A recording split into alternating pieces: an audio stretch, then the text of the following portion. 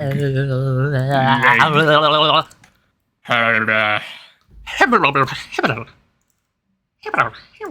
on, you guys.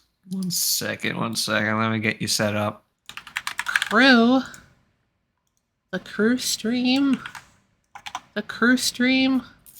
Soma with Dunkanoyas.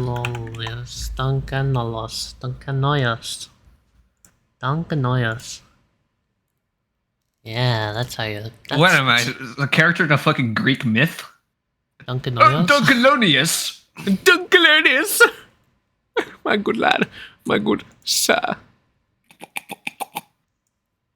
Oh yeah, that's a good sound to introduce stream with. That's a real fucking great sound. Sorry, that's just me drinking out my hamster bottle. Yo, you're playing Hamster Ball? When do we get to play Hamster Ball on the stream? Hamster ball? Like, we should play Hamster Ball on the stream. Ah, that game is torturous. Do you think we could set up multiplayer with Parsec? Like Parsec? Yeah, that I feel like we could. Okay, probably. Oh my god, I would love to play some multiplayer Hamster Ball. Oh my god. It's been so long. You know, I was just about to say, delay would probably make it a torturous experience, but with mouse controls, I don't even know if that would matter. Mouse control is hell! Oh god. I don't want to hate my life that badly, dude. Why not? Soma! Did we used to do, weren't we like playing the game all the fucking time with mouse controls? Well, that's the thing. We had one keyboard, so one person had to play keyboard, one person had to play mouse. You're right. And we would always swap off, and whoever got mouse is just fucked. I kind of want to play it with mouse purely. Although, how would that work in Parsec? You would take control of my mouse. No, you can't have two mouse players at once, I don't think. Maybe you could. You can have mouse 1 and mouse 2. I'm not sure. Honestly, it's such an old game that I have no fucking clue. I don't know. I don't know if the technology is there. I don't know if that hamster has enough processing power. We need to get a couple more hamster wheels running. And drop this back down. Soma! Soma! Where's my backdrop? Did my backdrop get murdered? Soma! There it is. Yeah. I'm breathing. Whoa.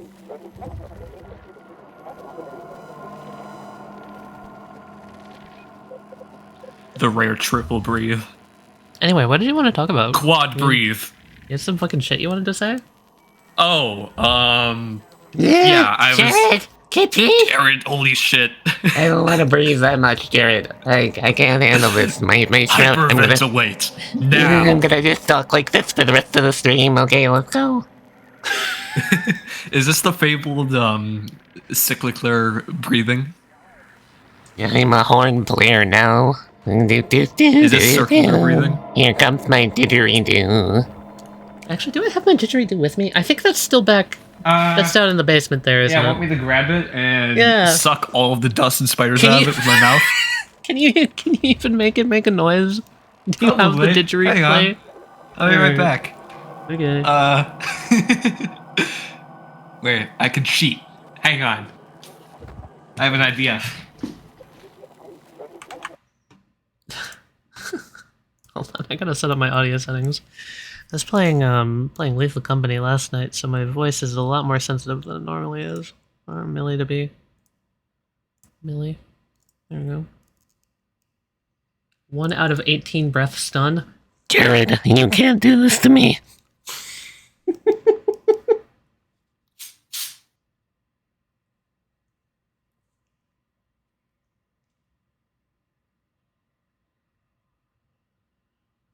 Alright. Canned air, so I don't die of 1,000 diseases, so I can clean it first. Can you pay for me to not breathe? Yeah, if you counteract every single time you pay to counteract Jared, I'll stop breathing. How about that?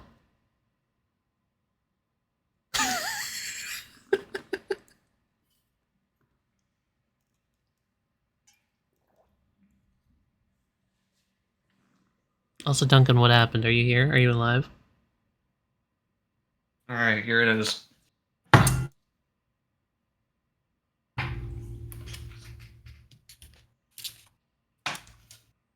This thing's got many cobwebs within. Just below that shit out, man.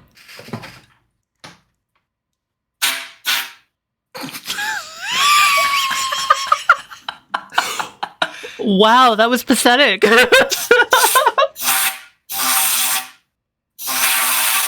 No, you're not doing. You gotta like that. Give it a raspberry. Okay. You have to form a seal with your lips. You're getting closer. You're not doing it still, but you're getting closer.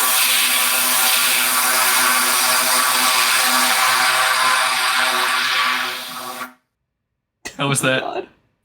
Awful. Hang on, let me use my actual mouth now. That was just the canned air. What? What do you mean?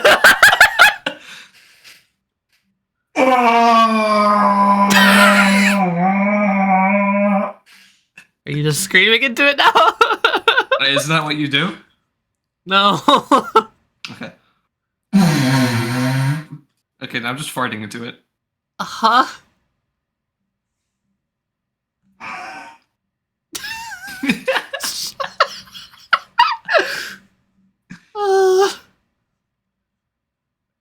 AI generated My mouth isn't didgeridoo. big enough to form a seal.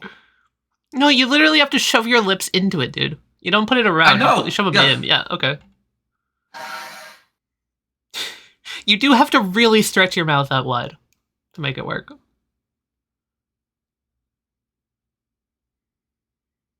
Also, which one are you using? The black one or the wood one? The black one. That one's the easier one, so... Yeah. I've never played an instrument in my life. I know, think that's that why should- this I is think so that's what hard to you're explain to you. You've got to vibrate your... It's about vibrating your lips, right? Yeah, Is that basically. for, like... You want to, like... You don't want to force your mouth closed too much. You kind of want to just relax into it and let the lips do the work. And then the seal hopefully should be formed around the outside of your lips. And you'll feel it, like, vibrate. That's basically how you know it's working. Yeah, no, I'm not giving you context, Amy. What's going on here? I just come in. Let's do the work, Hulu.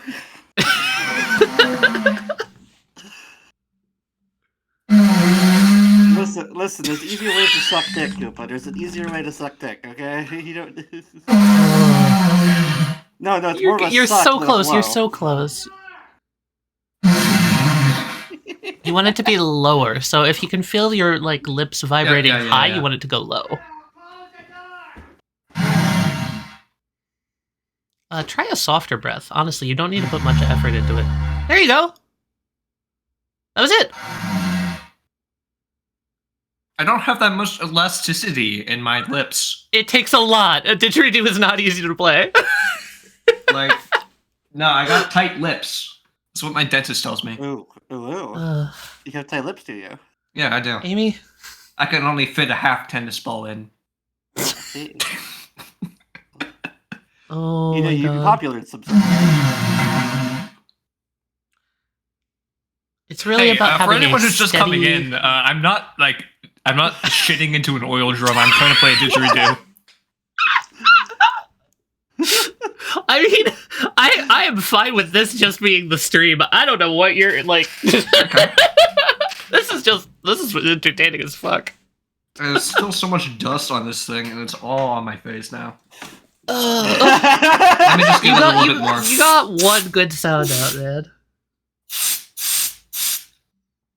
What?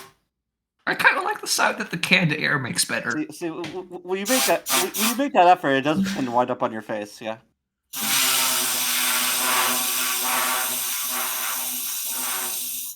You like that? Ooh. Alright, I'm not gonna waste too much. I'm gonna put this back. Oh my God. I wish I had one. I wish I could just. I Can wish I somebody could just explain ditch to the me do. what canned air is and why it's like ice magic? Literally just compressed air. Literally just compressed air. It gets cold because of, you know how when things expand, temperature changes? It's like that. Ice magic. Ice magic. Anyway, we're gonna be playing Soma today. Water magic. I'm gonna start my Discord stream so you fuckers can see. Hello. Oh my god.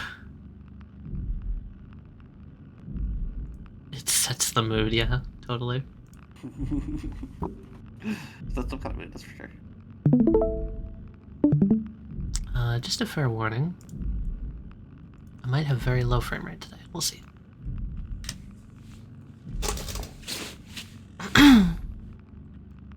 Duncan, did you unplug your mic?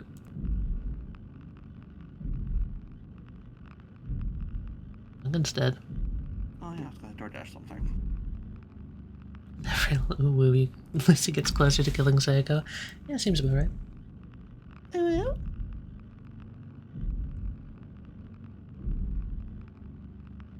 Simon has found a power suit inside a dead body inside. Right, that's what we were gonna do. We were gonna try and fix the power suit. Sure, it's taking its time loading. It's because I'm here. I don't know how you would be slowing it down. Oh! Hey, whenever I'm around, people tend to slow down. Duncan's gone. Duncan died. Oh well. What do you mean, oh well? I need him. Press any button to continue. Oh, is that the problem? Okay. Sorry, I was just reading chat. Well, what was I... Ooh. Why are you so low resolution? What is going on? Hello? I just got back, man. Doing this to me already? I don't know what happened to Duncan.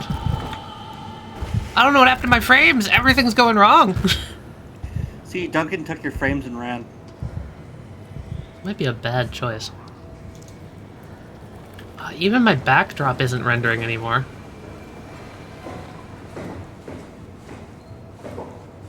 Oh, okay. Well, chat, you know what we can do?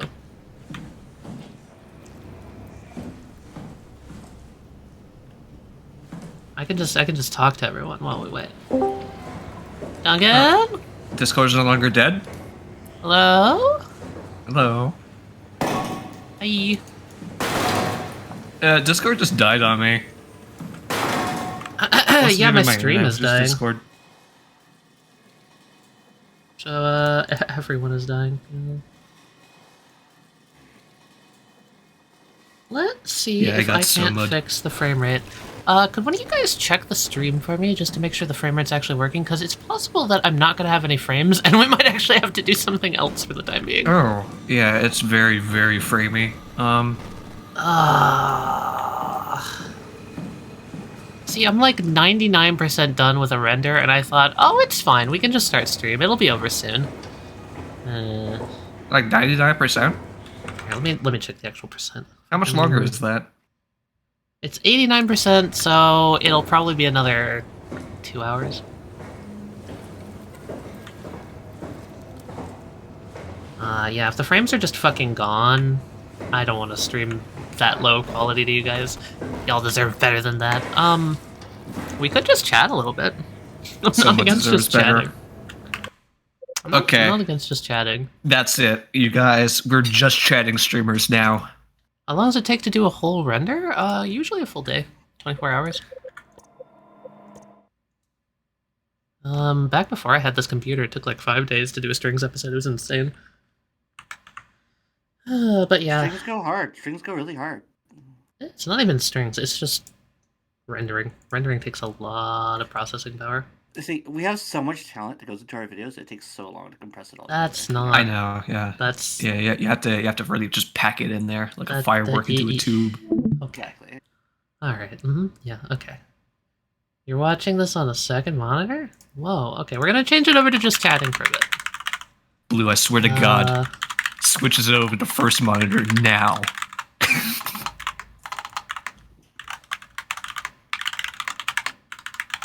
I don't know. You guys hear how much it takes to render? Never noticed that much. Yeah, the thing is also that we render episodes that are a lot longer than your traditional render would be, because, for example, Vegas is designed for large-scale video production, so that would be like TV shows, which are normally like 23-ish minutes, versus like, I don't know, a movie which is upwards of maybe like 2 or 3 hours. So when we have an episode like, what episode of Strings was it? There was an episode of Strings which was just like 6 hours long, and that took so fucking long to render. Anyway, I'm gonna put me and Duncan on the top. Which one was it? I know what you're talking I about. think it was no, Holiday didn't take very long because that episode I had completed. I had my new rig set up at that point. It was one of the Arc 2 episodes. I want to say it was episode 12. Yeah, I I'm say, I scrolling think. back. Ain't No Sunshine was like 4.5 hours. Yeah, all of these episodes were really long. Strings episodes are fucking Yeah, long, here man. it is. You're right, it was episode 12. Wow. I've gotten better And at it was a condensing two-parter. stuff, but even still. Like, obviously, I Yeah. can't talk much about what's happened recently, but, like, last time we recorded was, like, 8 hours, and that became, like, a 2-hour video. Episode 12, part 1 was 6 hours. And then part 2 was nearly 5 hours.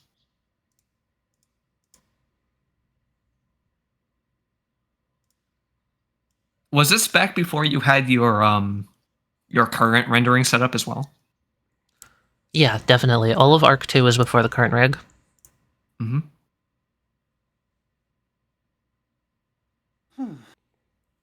I think it's just actually a matter of, like, how long we play really depends on the game we're playing. For example, especially who's running. Like, Wesley has a very different style from me, where, like, the difference... I found this fascinating. I do want to do some, like, I have some test recordings recorded, basically, of, like... I'm thinking of doing, like, a talking channel, basically, where I just kind of sit down and exposit on this sort of thing, because I find these concepts fascinating. But, like, with Strings, it's generally, from what I can tell, a focus on accuracy, so a lot of what gets cut is reading rules and lore and making sure things are just right, you know? So a lot of why it ends up being so long is, like, an individual person's turn could be, like, 40 to 50 minutes long. There's also brain latency to account for. Lots of that. Yeah. Lots of brain latency. I mean, the game's fucking hard to play, let's just be honest. It's a lot of brain thought. Not to mention a lot of me just being horny on main. Amy, you're always horny on, man. We know those. Goddamn. You really need to spool up the old neurons when you want to make a turn. But, like, one of the things that I like prioritizing is pacing. And with Learned Mortality, I've really tried to force myself to be like, it's okay if you make very minor mistakes. It's okay if you add, like, a +1 where technically maybe you shouldn't have.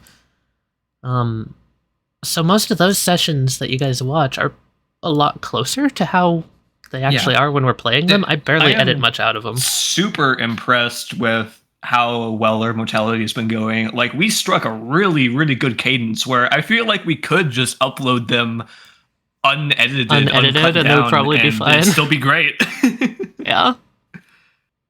Yeah, Learn Mortality is so much fucking fun to play, Tally. God It's the damn. closest we've been to actually being able to just, like, fully do a live RP show. Yeah, and that's good. It's inspiring because I think, like, I do want to do live at some point. I think there's something to be said for a live show and how fun it can be to be a part of that. Live has merit, and you also don't need to worry about, like, not being able to discuss things for a few months. Yeah, definitely. Because I think we're, what, like 10 episodes ahead in Learned Mortality right now? Something like that? Oh yeah, something like that. We yeah. can't say anything. But Like, all I'll say is keep watching. Just keep watching. Oh my god, keep watching. I think that, it's especially different from, like, how we record other games, too.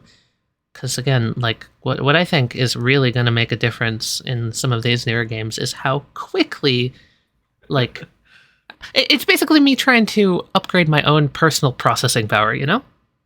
Of like, I jump into a game, I want to be the computer behind the scenes that's making everything run. I want to be as close to sitting down and playing like a game of Skyrim as I possibly can, you know? If you swing your sword, I want it to hit and be done with in the time it takes to swing a sword. That's my ultimate goal. You can be anything. You can be the Todd Howard of your dreams.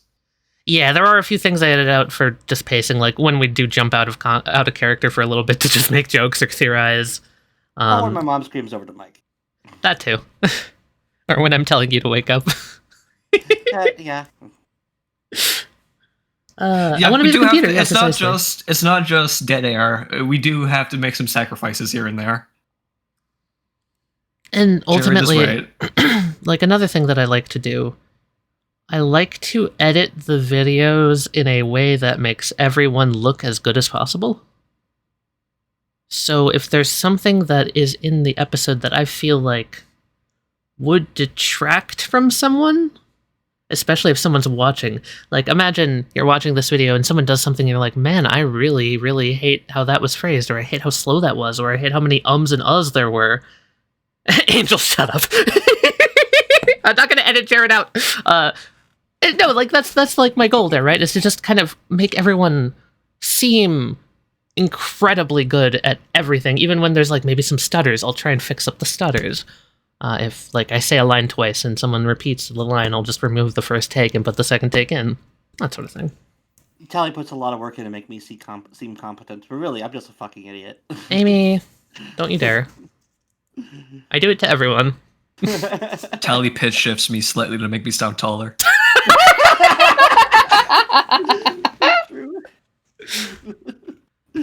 The other thing that I find so fucking important when it comes to editing is background noise and audio clipping, because I know for a fact that if I'm listening to a tabletop and the audio is imbalanced and someone keeps like peaking the mic or has crackling audio in the background, I'll stop watching. I'll stop caring. I'll fucking hate it. So I really want to make it so that people who maybe want to watch tabletops but maybe don't have the dedication to sit through something lower quality are able to watch our series. Yeah, you're right. Also, yes, Angel. We're not just being we're not being lazy because we know Telly's going to fix it in post. No, Yeah. Definitely not. Although that last session we recorded, I did. It was just like, how many times is someone going to say Telly fix it in post? Telly will fix it in post. Don't worry. This has become a running joke now. It is a running joke. Very much is. Oh yeah, like breathing into the microphone, anything like that. Or sometimes, I really love when I'm able to do this, but sometimes two people will talk over each other and both say really good lines, and I'll just separate them so that both can be heard. Yeah. You know, stuff like that. It's really just about flow and about making sure scenes that are fast-paced stay fast-paced and scenes that are slow-paced stay slow-paced. Which thing are you sad isn't in the newest edit? Was it one of our fucking around moments, Jared?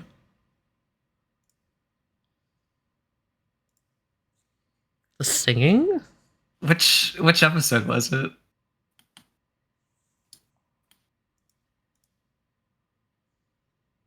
Get stack priority where all his lines are played 10 seconds before everyone else. True though. Where's the lie,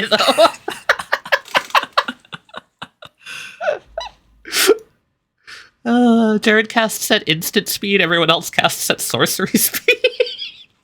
Jared, are you talking about Night 7? The one that's most recently uploaded to the channel? Or is it one of the ones that's unlisted currently? Because you're gonna have to give me specifics.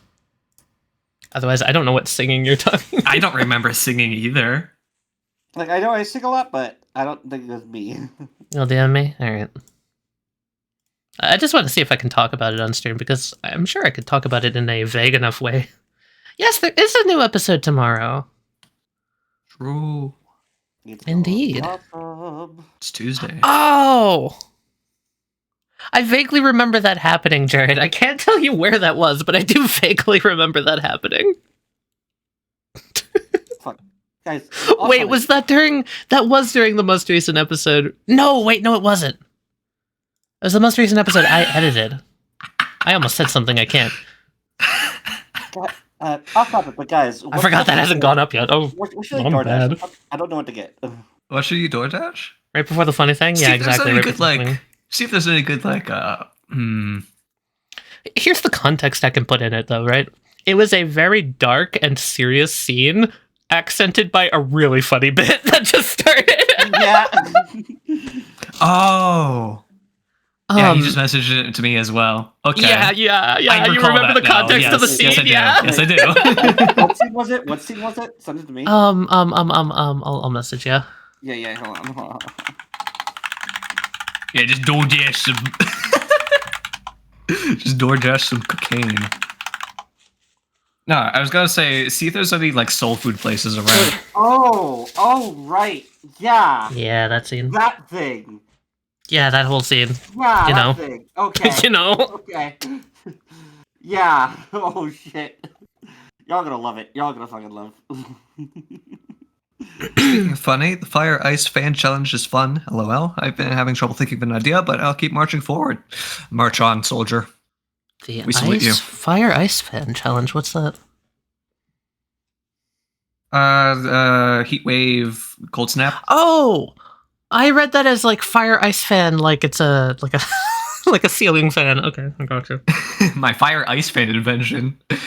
it's a switch. been having trouble you of flip it one thinking direction ideas. and it blows ice on you. You flip it the other direction Sketchy. it blows fire on you, and you can't turn it off. It's one or the other. Sketchy, just don't do art for like one day. It's fine if you don't, man. You fucking chaotic creature. Seriously though. Take it easy, hon.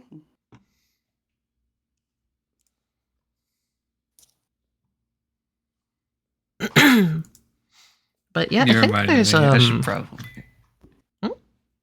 I should probably grab my tablet and do some drawing while we're just chatting. yeah, join Team Heat. We need the support. No, Aw. I'm a cold boy. Listen, I am Yeah. I'm forever an icy team, lad I'm forever Team Through and Steam. through. Okay? I am forever Team Steam. through and through. You know, I'm just gonna get some Taco Bell. I think it's really cool to see the evolution of everything that we do on our channel too, because I think there's a lot of ideas that I've really been wanting to have present in our tabletop games for a while now that are just only recently something that I can actually attempt. Hello, Jared. Hi, Jared. Hello. Have Yeah, you Miho, we're waiting on the processing power to be better. have you talked much about what our newest campaign is going to be? I think I've mentioned it, but I can definitely talk about it now. Yeah. I hope you guys enjoy that sound. What is that? Is that the pipes? This cat taking a shower, I think. My pipes are loud. And I'm right next to them. They're like literally in my wall to my left, like half a foot away from the mic. I swear to God, when I was visiting you, didn't you have like your microphone mounted to the pipes or something? It's not mounted to the pipes, it's just mounted to my desk. But it's like right next to them. I don't know what mech you're thinking about. I'm not gonna run a mech campaign. That's not in me. my plans anywhere. Mecha time, hope hot Yeah, women. You can dream. I'm the one for that. I'm the one for that. Piloted by asses. Are we darling in the Franksing it up over here? Right. Shit, I forgot that was a freaking thing. That is a God, thing. that shows a mess. Jesus Christ! Man, I wish that we were in the scary moment right now in Soma because this would be the incredible ambiance in the background. I can barely hear myself think, dude. Tally, I can barely hear. Barry? Wow. You know, I was gonna Bury the temp. I'm gonna have to bully Cat later about this. Alright, That requires to be clean. they couldn't have done it before I started streaming, though. But yeah, no, we're talking about low concept. Yes, so Low Concept is a campaign that I'm currently going to be starting the first episode of this weekend. I can talk about what it's going to be. I don't think the first episode's going to go up for a while now, but I wouldn't mind telling you guys what it is. I'm going to turn up the goddamn audio, though, so I can hear myself think. Whoa, you just got like really ethereal all of a sudden. Well, It's like That you're actually sounded getting the your inner exact same for monologue. me. are you You're like Hey, reverby no, all of a sudden. Hang on, give us your inner Wait, monologue. what? This is What perfect. do you mean I'm reverby? What do you mean? Oh, it's gone. You're kidding me. What are you talking about? It's gone. You missed There your was chance. there was a brief moment where you were like talking on top of each other of your own voice. What? It literally sounded like an internal monologue. Yeah, it I'm did. so confused. Okay. So Low Concept is a Dungeons and Dragons 5e campaign, with the pitch being that it is a challenge to me that was set after I was complaining about my current work and how I was having such a hard time coming up with ideas I felt like were good. And the challenge was sunk into my lap of, why not just run a game where you can't think well? where you're not allowed to put effort in. What if you run a game where we give you a lobotomy and we just see what happens? So the concept is, oh shit, it's my everything's falling apart.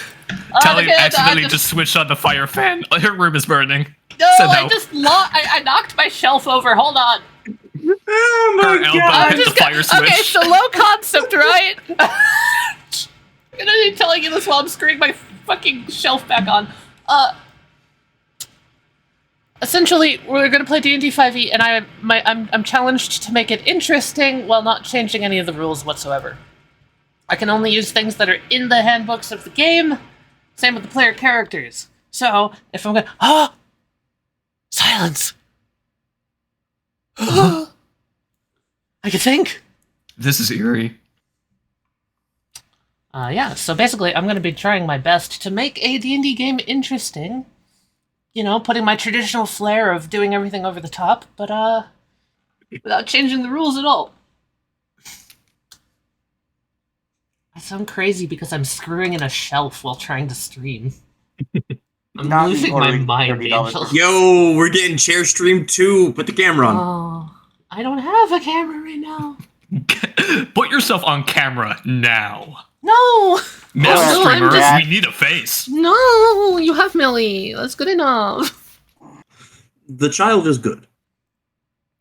Child is Yeah, but essentially it's going to be a dungeon diving game where I'm going to put all of my Kaizo Mario tools to use, and I'm going to try and make it as bullshit as possible while still being fun.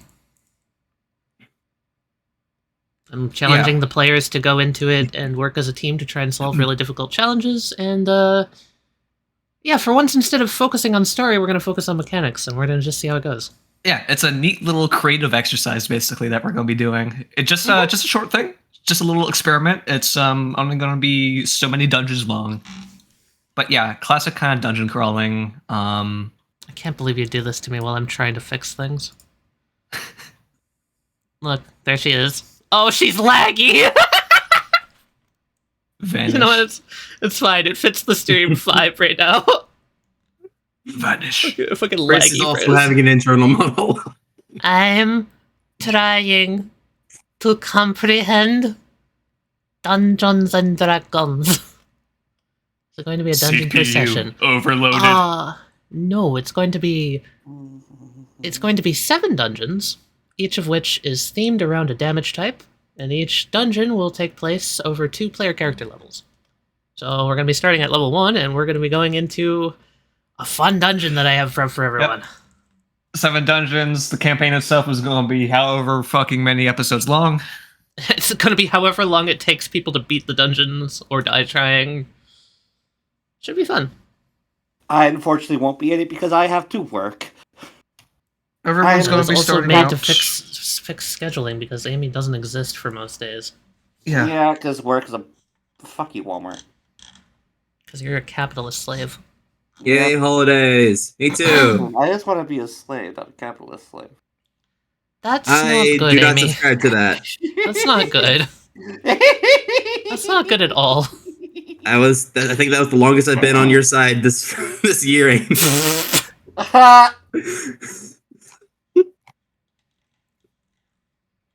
But yeah, it's a little weird talking about it so openly, but actually it's one of the few games I'm running where I can just be completely transparent about it because I'm not trying to hide anything.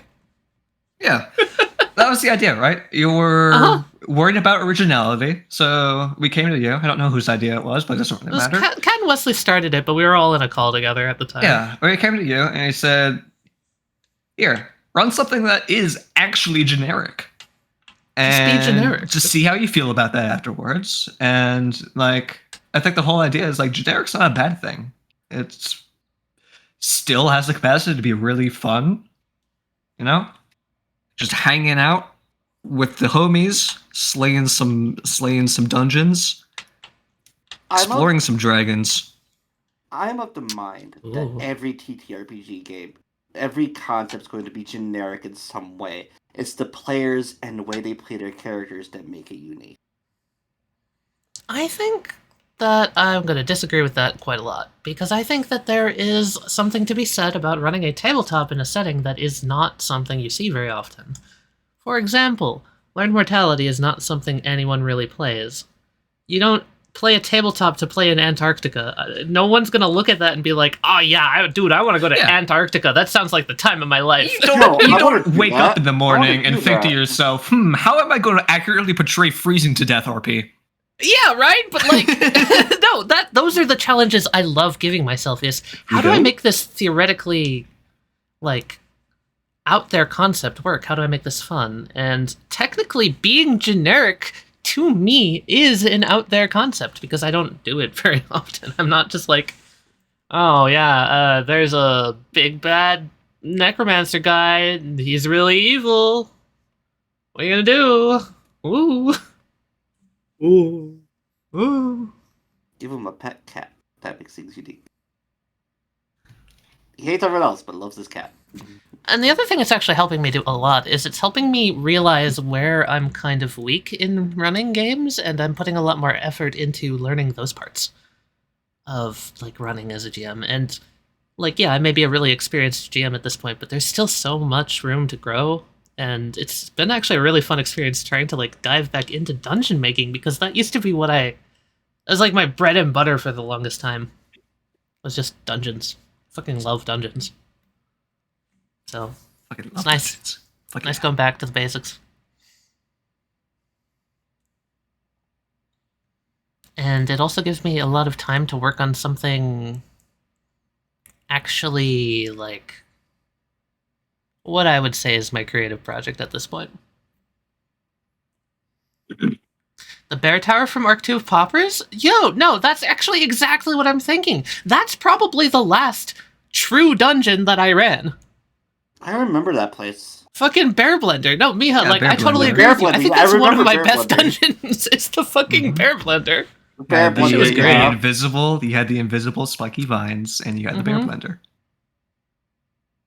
Yeah, think on that level. That's kind of what I'm thinking of doing. It's a lot like that. That was Just fun shit. two simple concepts just put together. It was fun. The fucking Bear Blender. The Bear Blender. Not super intricate or anything. Not a ton of moving parts, but yeah, it's super memorable. The best part about a tabletop dungeon is you don't have to be super intricate with a lot of it to make it interesting. Like, you can put one thing in a room, you can highlight it in a way that raises a single question, and that's enough to spur a conversation for 20 plus minutes. Now throw like 10 of those together and you got a cool ass dungeon. How could I exploit this? Yeah. How can we exploit this thing and use it to our advantage? Like a single chair in a room, yeah, Like exactly. a single chair. Double the bears, triple the blender. Yeah. Are you doing the sequel to the Bear Tower? We gotta amp it up. We gotta raise the stakes a little bit. This time we're putting 2 bears. then meantime, in the background, I'm practicing and putting most of my effort into artistic endeavors at this point. I think I can talk about this. I don't think this is exactly too much of a spoiler, but there's a campaign I'm working on where I'm going to be hand drawing everything. Not just the character arts, but everything. Assets, maps, the whole shebang.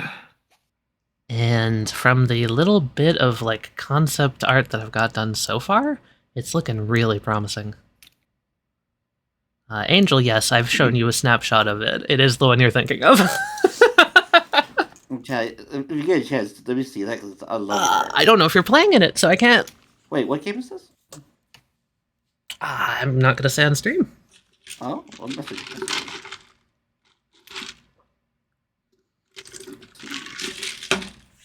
Namely because I don't know when that's going to happen. And I don't want to promise something that I can't uphold. I see. It's not a mecha campaign, Miha. I'm sorry. Yeah, that's why no man hit me up for that later. We could do an Awaken in a Strange Place and make it mecha themed if that'll make you happy. I love mecha campaigns, but unfortunately, I'm not going to subject myself to running one. It's not really my passion.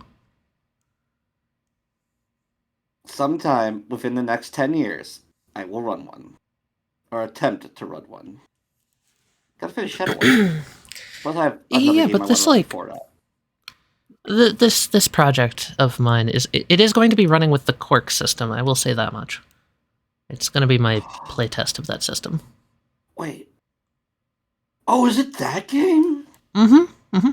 Oh! Yeah, no, I definitely want in on it if I can. Oh, yeah, Yeah. right. I know what Hopefully you're you'll have talking better about now. scheduling at that point. We'll see. I know what you're talking about now. Yeah. Fuck.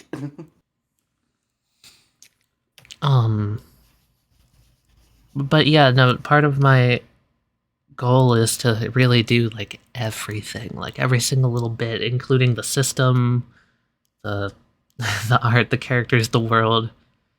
Just like go full opposite direction from generic D&D to, oh yeah, everything is mine. It's all original. And it's going to take a lot of time to set up, but it should be worth it. Fuck, I can't wait for that.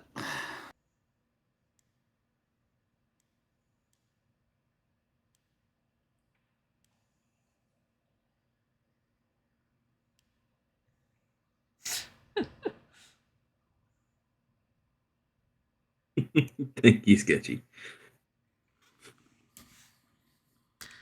So the Quark system is a rules light system that I'm working on to specifically merge mystery solving campaigns with anime battling.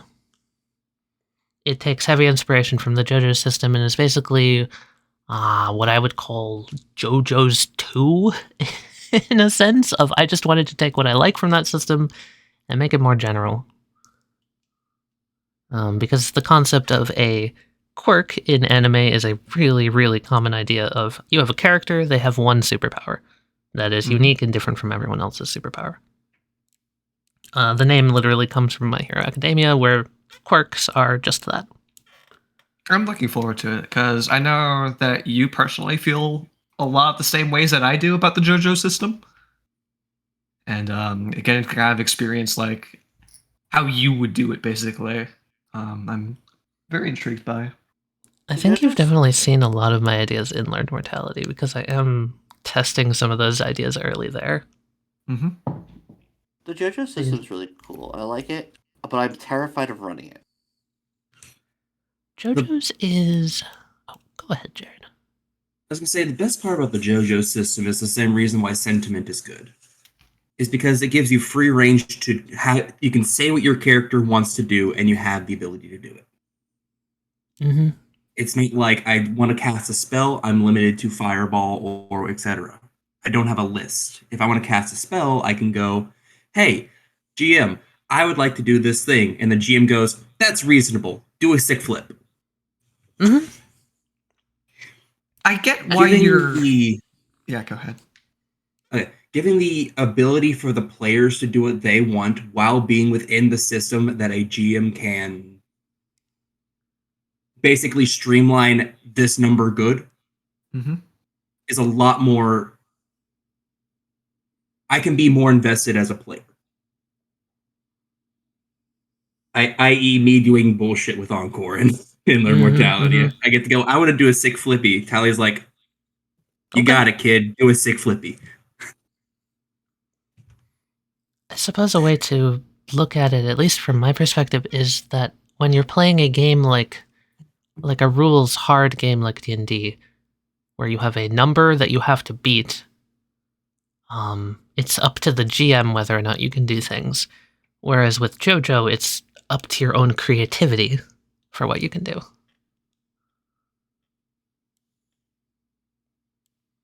And I think there's a lot of inspiration from that, of just, I like playing tabletops in this freeform storytelling way where I feel like the only limitation to my problem solving is my own mind. JoJo's leaves a lot of room open for creativity, both on the player side and the GM side. And that's part of why I'm kind of terrified of trying to run it sometime, because I get super freaking ambitious. That's kind of what happened with Shadowgate. That fell apart because the Shadows fell apart because it was way too ambitious for what I actually wanted to do or could do, and that's kind of worried about my own creativity going far more wide than I can actually execute. And that's kind of what part of the reason why I haven't tried to run JoJo's yet is because managing half a million fucking stand powers, I'm not sure if I can do it. That's why I haven't attempted. I think you could. Do you mind if I be analytical about your style for a second? Oh, sure. Hit me. Rip me apart. Okay, because I think this could help. Having played your games, I think I don't think there's anything wrong with your goals to make something grandiose. I think what you struggle with is having one vision in mind and not being able to adapt on the fly. Because I think take the lordom, for example, in Shadow War. Oh god. Right? A lot of but like I know that you don't particularly like that scene still, but I think it's a good learning moment still to like talk about. Because like a lot and this is gonna sound weird, but I think this is like a really important thing as a GM. A lot of what makes your campaign good is doing less control over what the players think and want to do. For example, if you have a quest line in mind, the way to get the players interested in that is not to grab them with a quest giver and be like, I want you to go out and do this. It is instead to drip feed them little bits of information, make them want to investigate on their own. Don't tell them what the goal is, let them figure the goal out themselves. Because if someone figures something out themselves, if they come to the own conclusion rather than being told it, it's that much stronger in their minds. Even if it's something simple, even if it's something that you literally led them to yourself, if they don't know that, they can still feel that much more connected with the world. How do I put this? I wish I had an example of a time when I've done this. I think I do somewhere. Unfortunately, the example I'm currently thinking of is Learn Mortality spoilers, but... Let's read it later. Yeah. I'll talk about it at some point. But basically what I'm saying is, I don't think you would... I think you can run the JoJo system. I really do. Maybe if I wrote it in a Monster of the Week style kind of format, I could definitely do it. If I wrote it episodically, that could work. It really depends what you want to get out of your stories from JoJo. So, like, what type of story are you wanting to tell? Because if, like, that's the thing. You just want to have stand abilities and songs, then I would say there's no point in running JoJo. But if you have, like, something specific, like, oh, I really want to put the players through an introspective into someone's mind, and I want them to, like, say your stand's ability that you have for, like, the central plot line is that it takes lines from storybooks and it imprints them into reality. And this person had, like, this storybook when they grew up, and they really absolutely loved reading through all the pages and learning about everything in the world. And you see that kind of, like, engraved into the world around you or something like that. I don't know. Just like, I feel like JoJo works really well with strong central themes of discovery. Yeah. I don't think its strong suit is combat. I think actually combat's probably one of its weakest elements. I would beg to differ. I have found JoJo combat to be a lot of fun. It's Oh, it can be a lot of it's- fun, it's- but the it's actual reactive. fighting isn't the good part. You know what I mean? I get you. It's good because you're constantly thinking, because you're engaged with it. Combat's just a nice little sprinkle on top. If you separate the combat on its own without any of the plot, it's nothing really. I feel it's true of any combat. If there's no plot behind, like, why are we fighting, then it's... Well, that's what I'm saying. That's like, even with a good plot behind fighting, D&D combat can fucking suck. Honestly, I prefer JoJo No. combat over D&D combat because D&D combat, roll a number, it beat your number, you're getting hit, you can't do shit about it except for a few things. JoJo, hey, I'm going to try to hit you. What are you going to do to stop me? And I find that fun. That you can actually have a chance to react in a unique and interesting way. That is my freaking favorite thing about the JoJo's combat system. Is that right gives there? you Is a that I can lot react. more control. Uh-huh. Mm-hmm. But I feel like my biggest issue with it, it's control and sacrifice of that cadence. It is because you're going to be having to come up with a response to literally every interaction, everything that happens to your character. It drags. It seriously drags when you're in initiative. Which That is why, is, in my opinion, the worst part about D&D is how initiative tends to drag, and it's 2 times worse in JoJo's. I think I agree with Duncan 100%. And that's like the thing I've been trying to avoid the most in, say, LM or any game like this. If I throw you into combat, it is only because it's required for the scenario to be easier. I don't want combat to take away from the setting. I can talk about this example. Let's talk about the lucky one. Mm-hmm. I think an amateur GM would have thrown you guys into initiative the second it showed up. And I think that is the wrong choice. Because I believe the threat of the lucky one would have been completely eradicated if I was immediately like, okay, let's slow things down. You know? That sacrifices the role-playing opportunity that came up of, oh my god, this thing has just appeared, everyone's freaking out and trying to get away from it. Yeah, that was a really cool thing. It's like, hey, here's this mysterious thing that we don't know anything about. It's staring at us. What the fuck are we going to do about it? Surprise, this is real time. It's coming towards you. What are you doing? I have made some rules in the LM document, that is correct, Angel. But like a thing I want to say about that is I think making mistakes is the most important thing in a tabletop. If you're always trying to do the right thing every single time, it sucks. Like, yeah, you're gonna win because you rolled the right numbers. Congrats. I don't fucking care. That's not interesting. I want to watch a character run in there like an idiot because they just saw their best friend die and they're like, you motherfucker. I want to see that anger-fueled reaction or that terror-fueled reaction where someone just sprints off away from the party in a different direction because they're scared of the monster, you know? Like that time shit's Jonah awesome. got really pissed off when he saw Mercury get donutted. Yeah. Yeah!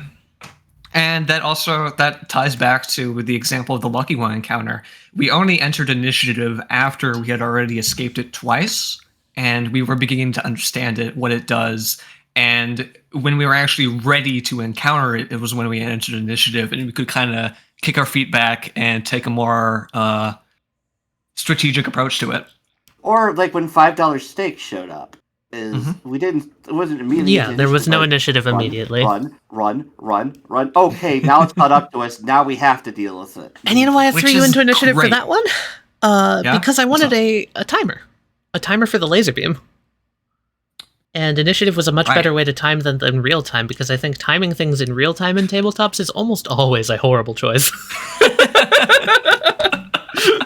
Don't do that. Fucking never do that shit. Actually, yes, do that. unless you clear it with your players first. Don't just drop something on them and being like, okay, you got 10 minutes to solve this real time, go. No, fuck that shit. That's awful. But I think the 25th hour is one of my favorite mechanics we've come up with, and that is real-time based. I enjoy that. But that's because it's not a stupidly short amount of time. You have to defuse this bomb. Here's a 60-second timer. Now play Minesweeper. Good luck. I'll be right back. I'm gonna grab my food off the porch. Okay. And please tell me that somebody else here has watched Myriad. I have seen the first episode when you showed it to me, and I plan to watch more later. Okay. Maybe it's a good time. I think there's also something to be said where it's incredibly different how you approach these situations based on whether or not you're playing with a home group or whether or not you're playing for an audience. When I run my campaigns, I don't just take into account the people playing, I take into account the people watching. And if I think something's going to be boring to watch, I'm going to try and speed it up.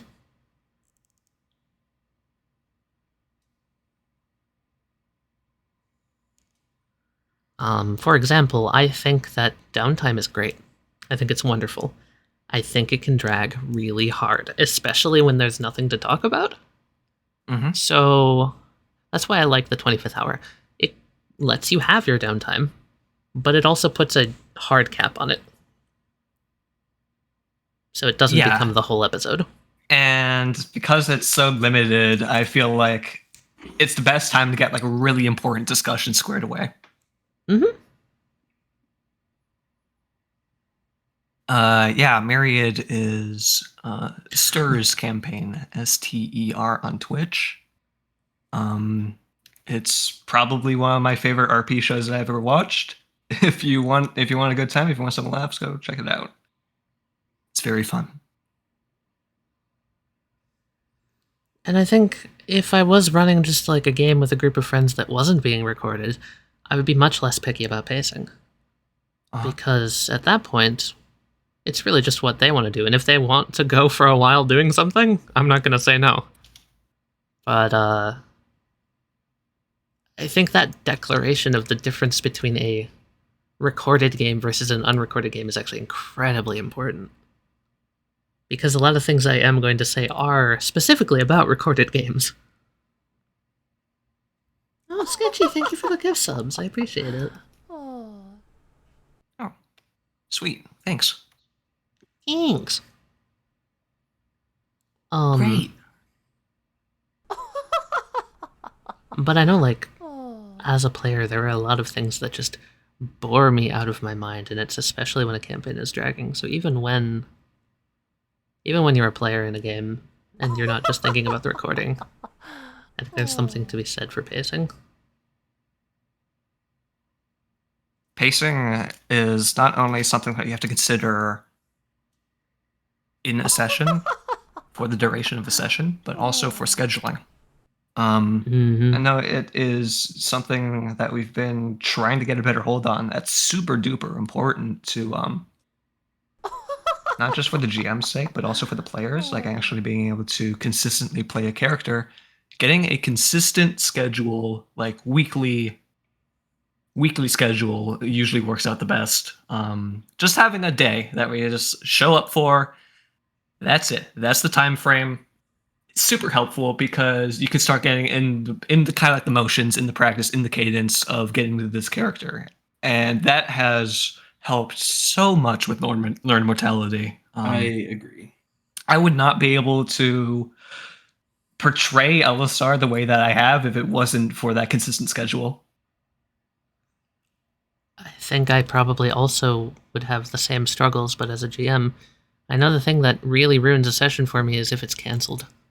If I have to build myself up and get into the energy and the emotions of something, and then like day before it gets cancelled, I will fuck it up when we actually play it.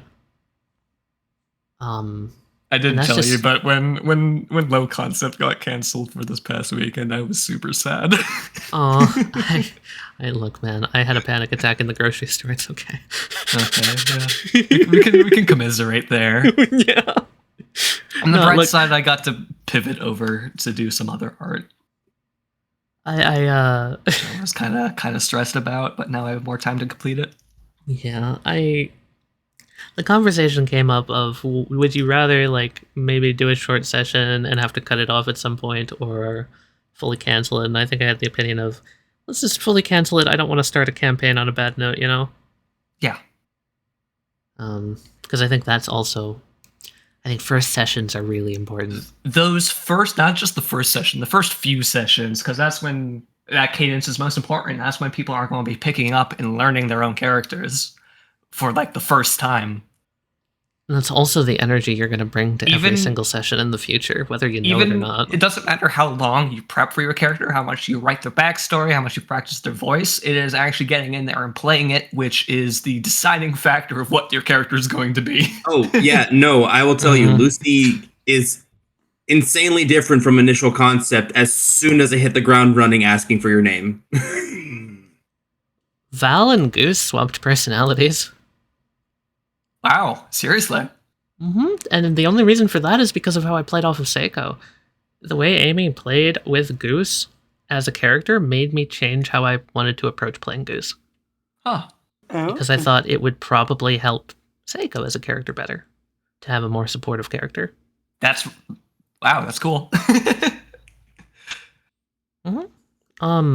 That's interesting. There are a lot of small changes I make the first time I play an NPC. Because let's say jumping into character as Bliss, session 1. I think he started out a lot more cold and analytical, and I realized I needed some more contrast between him and Tiller.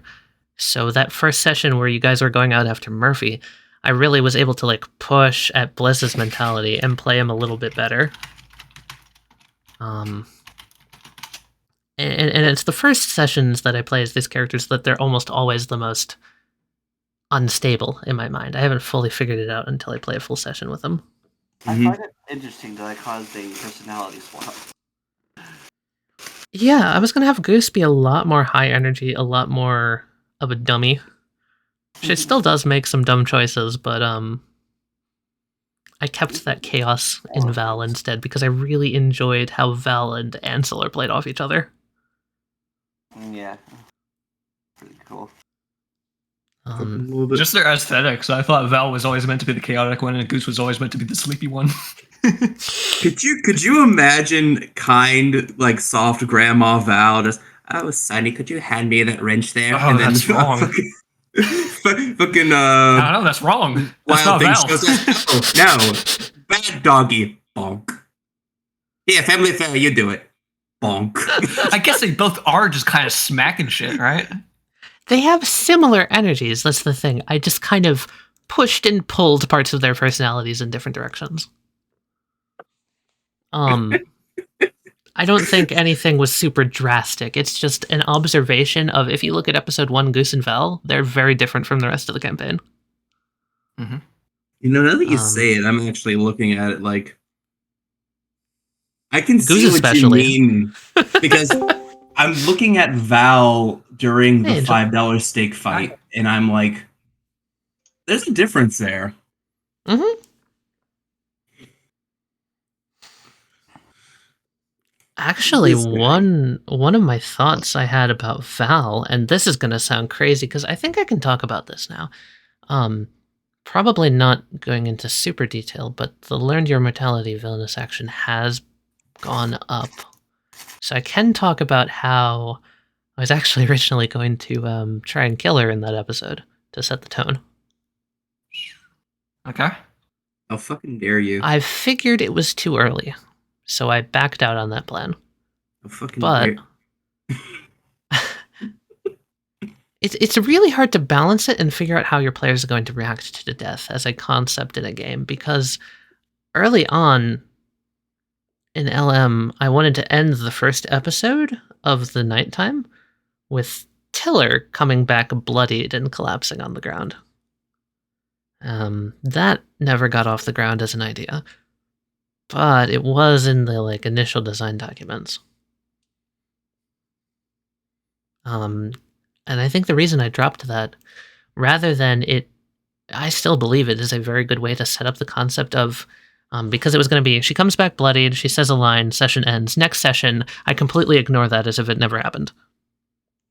right? Huh. And anytime you guys ask me about it, I'm like, what do you mean? And I keep going. Gaslight your players. That would have been Yep, a I was tone going to setter. gaslight the shit out of you guys. But That'd been I hilarious. thought, one, that would have I been like a little that. too, that would have been a little too obvious. And two, it might have felt like you didn't have much control in the regards. So I dropped it. I agree. I like what ended up happening with Murphy a lot more than that. The best part about that was it was completely random. You guys just didn't talk to him. Yeah. I love that. So, The guy was in the shower for the entire first day.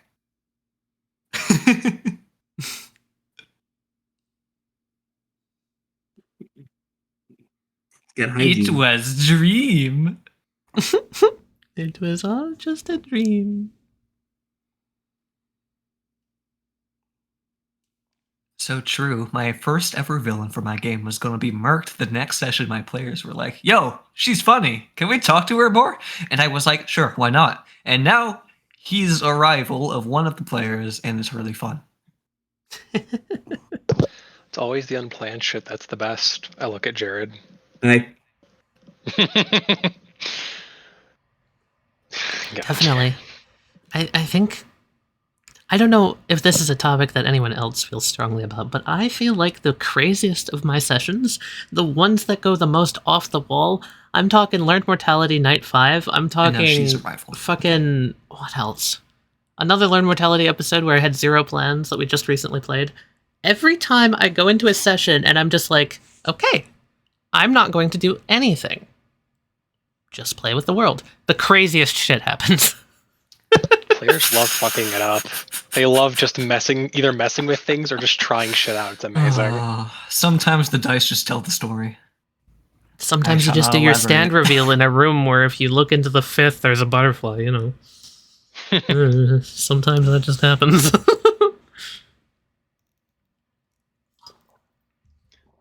funny butterfly. Little butterfly. I think my favorite things about like games is just letting players do shit. And it's like, I don't know how to phrase it, but like letting them do something even though you don't have plans for it. Because I don't know things Day that to you have night. planned for their mortality, but like some of the shit's funny.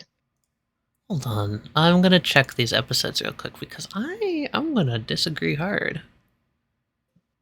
I'm pretty sure I know which episodes those are. So that's the Good Doctor episode, and Night 2 is... Oh no, that's... Yeah, that's the Good Doctor episode.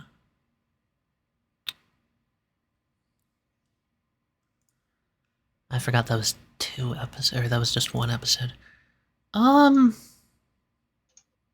Define control, because I think we have different definitions of that. That episode was a scenario I conceptualized. That doesn't mean I was in control of the episode. I never like taking control, and I don't think a GM really should.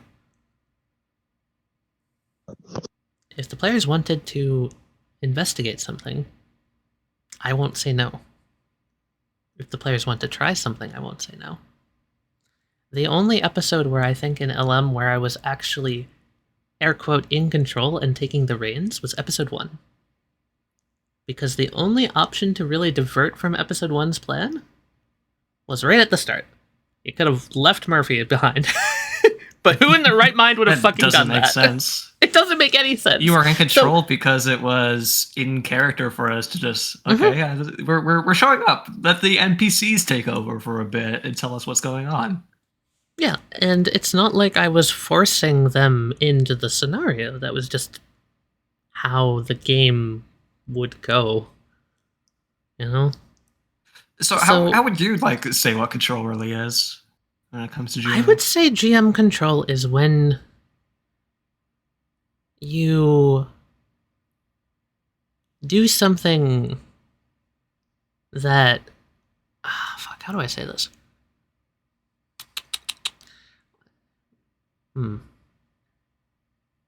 It's an interesting question because, like, being in control as a GM versus controlling the scenario are two separate things.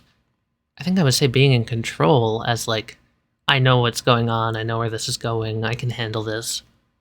There isn't a single episode of Learned Mortality where I haven't been in control. You're playing master manipulator. You're tipping the scale in the right direction. But I'm never actively telling you guys what to do. I'm never actively making choices, because that would be taking control. And taking control is the last thing you should do as a GM. You only really want to do that if a player is, like, going to make their experience worse by mistake. And what do I mean by that? I mean, like, let's say...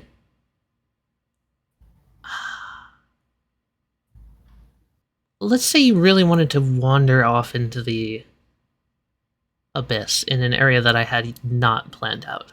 I think at that point I would say, there's nothing for you out there. I would just flat out tell you what you're going to find. Because at that point, there's no point in entertaining the mystery of what I've got planned going on out there. Because I don't have plans, and I don't think the player wants to interact with something with no plans.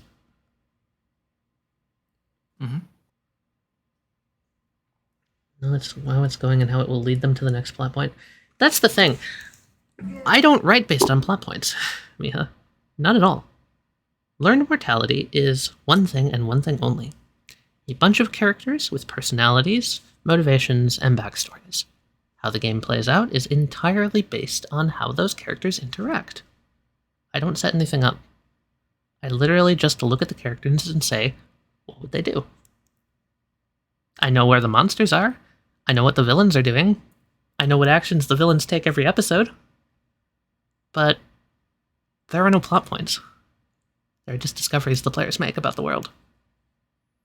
Yeah, role-playing is largely the emergent incidental narrative that kind of comes about by different characters interacting. You really just want to boil it down to its bare essentials. That's kind of what role-playing shows are all structured about. And I think some games have a much more structured outline to them, but LM does not have that. Mm-hmm. I know that I want to have certain encounters. I know that if a character shows up, like the Good Doctor in episode 6, or sorry, night 6, episode something, I don't know the number, that there's going to be an assault on the base. Okay. Doesn't matter when it happens, doesn't matter how it happens, or why it happens. I just know I want to do that at some point. Same with the Day 6 encounter. Anything involving Millie. I wanted that to happen at some point. It is knowledge that exists in the world that the players can find. How it happens and how they go about it? Couldn't care less. It's just how it happens.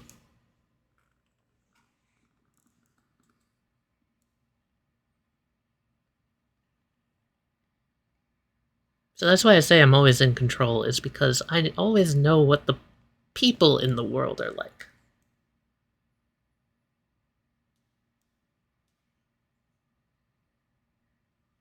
You also know what's going on outside of the player experience. Mm-hmm. Things that are happening like simultaneously. And that's why I think that analogy of being like the calculator in a video game really works so well, is because that's what I'm doing. I'm just simulating a world. Yeah, that kind of goes back to if you want to look back at the dawn of time and really just analyze, okay, why do we have a GM in the first place? Yeah, no, it's Well, a good... Can't exactly convey everything that's happening on a flat plane with very simplistic imagery, can you? Kind of need a storyteller to fill you in on some of the things that cannot be ascertained immediately, right? And from that perspective, it's my job to not only tell you things you couldn't have figured out yourself, but also to pretend that as my characters, I don't know those things myself. I'm as much of a player in the world as the players are when I'm playing NPCs. What's my favorite curveball thrown at me during LM? Ooh. Any curveballs that even you didn't know was coming? If you want to relate it to our previous conversation. Ancillor, actually. Ancillor, okay. Yes. I think how Ancillor was handled was a huge curveball. Because of how the Millie reveal coincided with him waking up, I didn't get to do my plot point that I was going to do with him. Because he was going to approach you guys in the middle of the night and be really suspicious because his brother wasn't acting like his brother. And I didn't get to do that. So when that happened, I was just like, shit, how are they going to figure that out? Wait a minute. And then everything worked out perfectly fine. But, like, that was kind of my reward for you getting him back, was like, okay, I'm going to give them information. When I was unable to give that information, I thought for a second, this is going to be awkward. It worked out, of course, but I think how Ancillor was handled in general was a pretty big curveball. That's we the exact. That's the exact opposite of what happened with Ancillor, actually. I missed like 3 opportunities to get him. I thought Well, they we were got gonna fucking Ancillor, miss and him then we completely. Then we speedran as soon as we got him. Yeah. Ancillor is the key to the skip.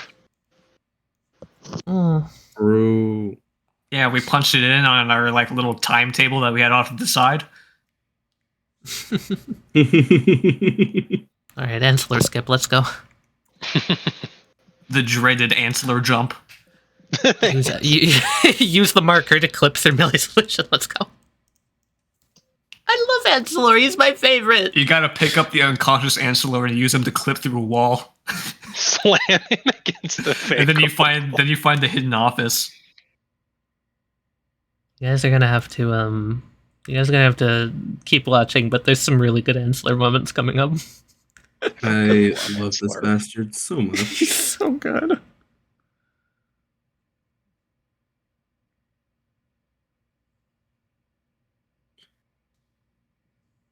Using what to hide? What is a glitch? Glitch. I think I've been a called that glitch. once. A glitch to hide Numb in the kitchen. I'm not sure what that means. Yeah, Jared, that's, who called you a glitch? Jared, I you like are. talk about it, okay? Jared, you're not a glitch to me. You're a bitch. Thanks. You're welcome. Jared's many things, and he's every bad thing anybody With says about a him. bitch Fuck in the him. glitch. I thought you intentionally used a Numb to give an idea to Elisar for how to reveal the butterfly, but it was actually accidental. How do I put this? I do convey hints as NPCs quite often, and I would say that that was an intentional hint because I knew it was there. More so, though, the reason that the reveal was accidental and everything that happened with it was accidental is because I could not have predicted where, when, how, and why they would do the entire scenario. Everything was already put into motion by the time that they got to that room.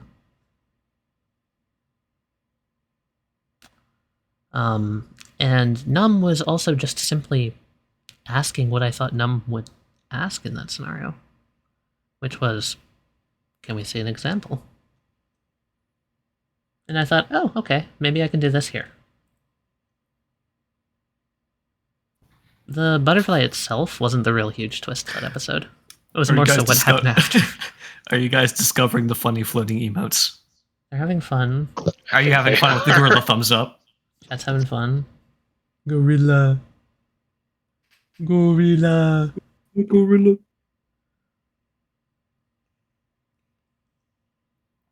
I can't So help but see the many, gorilla. so many thing of Jared. gorillas. I wonder what the emote's from. I assumed as such. A hand tally funding gorilla emote created. Gorilla. Happy I Jerry. think the unexpected thing about that scenario was how many things happened at once. Because Elisar plus Ancillor plus Butterfly plus Millie, you've got 4 different plot threads going on all at once, which makes the scenario 1 that much more hectic and 2 that much more just like natural and fun, in my opinion.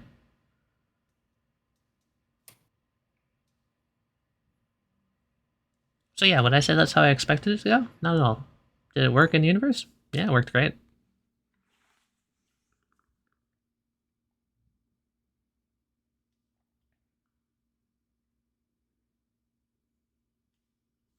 I also don't pretend I know how things are going to go, you know? Like, there's no point in trying to predict what your players are going to do. I find it a waste of time.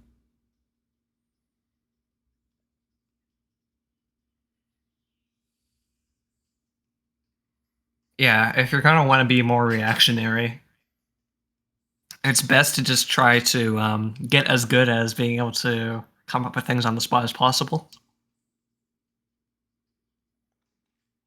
I find being able to react a far better skill than just knowing what they're going to do, because if you're wrong in that method, then you're completely out in the middle of nowhere. Just completely stuck there. And you don't know what to do. But if you're a reactionary GM and you just simply react to what the players do, then you're never caught out. You're never without an answer. And the conversations your NPCs have are that much more real. Like, basically after the end of Starboard Now, I told myself I'm never writing an interaction ever again. Like, I mean, never. you guys didn't fail anything. There's just an absence of success. That's all. Should I try to be a reactionary GM as a new GM? I think it really depends on what you enjoy doing. While I think that being a reactionary GM is more effective to make a world feel real and natural, I think there is something to be said about a planned GM also, especially if that fits your style. I suggest trying it. If you don't like it, you can always plan some things and react to other things. Having a balance of the two is a perfectly acceptable way of doing things.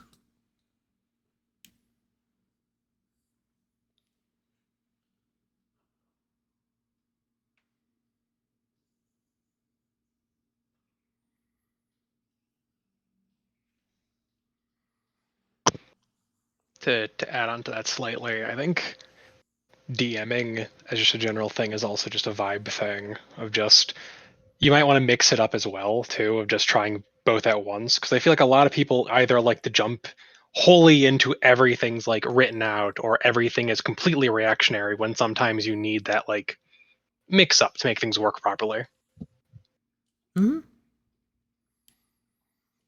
Something that I did for a while is I would plan out, like, what I'm going to say on stand drops. I would have those completely planned out, and I would use that to work around and, like, voice my characters when I was still having a hard time fully feeling comfortable playing characters with no, like, setup, you know? Yeah, I think when you say that you're a new GM, are you going to be GMing for people who are experienced, or are you going to be GMing for people who are also new? Fair, yeah.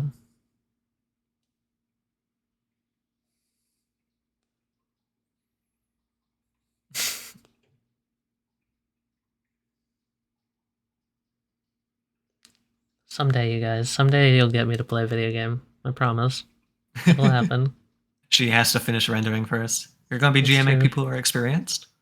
Okay. Then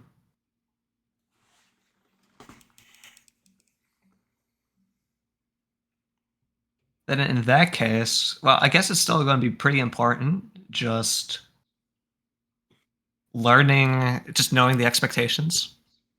Everyone in my group has GM'd. 2 of them are actively GMing constantly. Okay. Then be prepared for a lot of unsolicited advice. I think GMs are the easiest players because when you get a GM in your game, the GM's going to immediately be doing stupid shit. They're going to be very excited to get you in the fold, to get you also on their sick addiction. Yeah. Don't be worried about Yeah. like living up to their expectations or anything like that. That's the thing. When you have people in your group who are chronic GMs, Hello. I am chronic GM. People who are Hi, chronic GMs were born to be GMs, so I think you're going to have a good experience. I cry. Because they will definitely know. They will know how best to work with you, and I think that's the important part. They're going to be giving you better advice than I ever could. But I can give you advice outside of GMing. Just like if you're nervous about this being like, oh, first time you're up on stage, you're up in front of everybody. They're all your freaking friends. Like playing a TTRPG together is the greatest excuse to just hang out with people that you like. So yeah, like establish yourself. Like, okay, this is gonna be this is fun time between friends. One thing I can also say, which I don't know if this was already stated, if I might have misunderstood something, of just be firm but understanding with things sometimes. Because as someone who's also played with GMs, although GMs will do like the most stupid and like fun shit, there's also times where people like might expect you to run things a certain way because they run it, even if that's not technically how it's supposed to be run.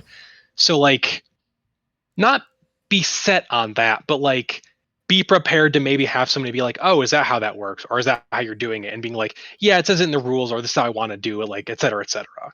Because I've had it like once or twice, not with this group, like my normal group, but like my past group where it's kind of like that. Being confident in like how you want to do things is important, and yeah, you definitely might not have that at the start, but like there's nothing wrong with being like, oh yeah, that's not how I want to do that. Like I love my group, but there are some members of my group that are very aggressive about certain rules, and when I was new to GMing, it was very hard to say no. But nowadays, I know if those things came up, I would be perfectly fine at saying no. Also, I just wanted to add really, really quick, Mifim, just to imagine having time to play TTRPGs. Please keep in mind that everything that we're talking about right now is in context of running a show and having a consistent upload schedule and doing all of that stuff. So all like the whole like, oh, proper cadence and keeping things succinct and blah, blah, blah, blah. That is all within the connotations that we're running a show here. If you want to play TTRPGs, it's perfectly acceptable to keep it at like a hobby scale. Yeah, definitely. It doesn't need to be a full-time commitment by any means. It can just be that fun thing that you do from time to time to just get some friends together. There's that yeah, Sonic themselves. meme. If I want, Have an excuse to hang out. I want more shitty games with shitty shitty content with less time put into them, and they're paid more for it. God damn it! Jared, Christmas ballsy, come on, shitty thing. Give me more shitty things for you. You know, yeah, fucking. I slam my hands on the table. You don't need shit to be good. I'm literally going to be running at some point a fucking Christmas Dragon Ball Z game because I'm like, I want to play a game with my friends, and look, just do whatever you want. It doesn't have to be long. It doesn't have to be good. It doesn't even have to be like stomachable. You can hate it, but if you play it, you're playing a game with friends. It's cool. I got fucking Broly over here pointing at Jared, piece of shit. And I think this is a really good thing to keep in mind. GMing is hard. It is hard as hell, and you're going to make mistakes, and that's okay. But another really cool thing about GMing is that it's only as taxing as you want it to be. If you want to take the easy route, you can just simplify things for yourself. If you want to just, prep like what you're comfortable with, you can do that. Don't hold yourself to someone else's level of standard, I guess is what I'm saying, because what's acceptable for you is probably different from definitely different from what's acceptable for me. I am a quality bitch. Anyone who's run with me will know this. I hyperanalyze every single little bit of my campaigns to the point at which I'm just like, is that token like slightly off center? Like, you don't need to be like that to have fun with. You don't need to be tabletops. sick in the head like Tally In is. fact, please don't. It's not worth it. Trust me. Just make things. Don't be like me. Here's a Devil on the shoulder. Don't be me. Devil on the shoulder. Make everything perfect. Everything should be pixel perfect. If not, Don't- what's the point? Don't listen to Angel, please. I'm begging you.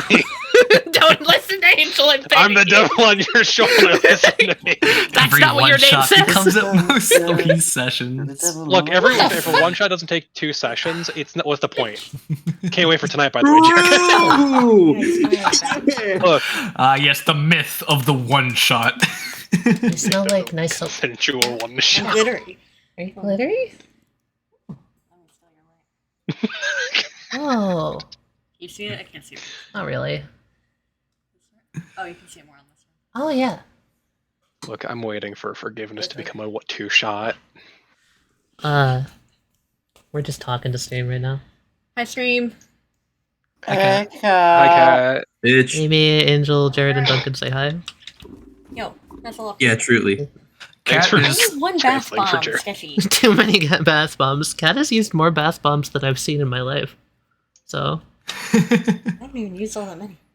yeah, I haven't seen many bath bombs in my life. I just wanted to make the joke.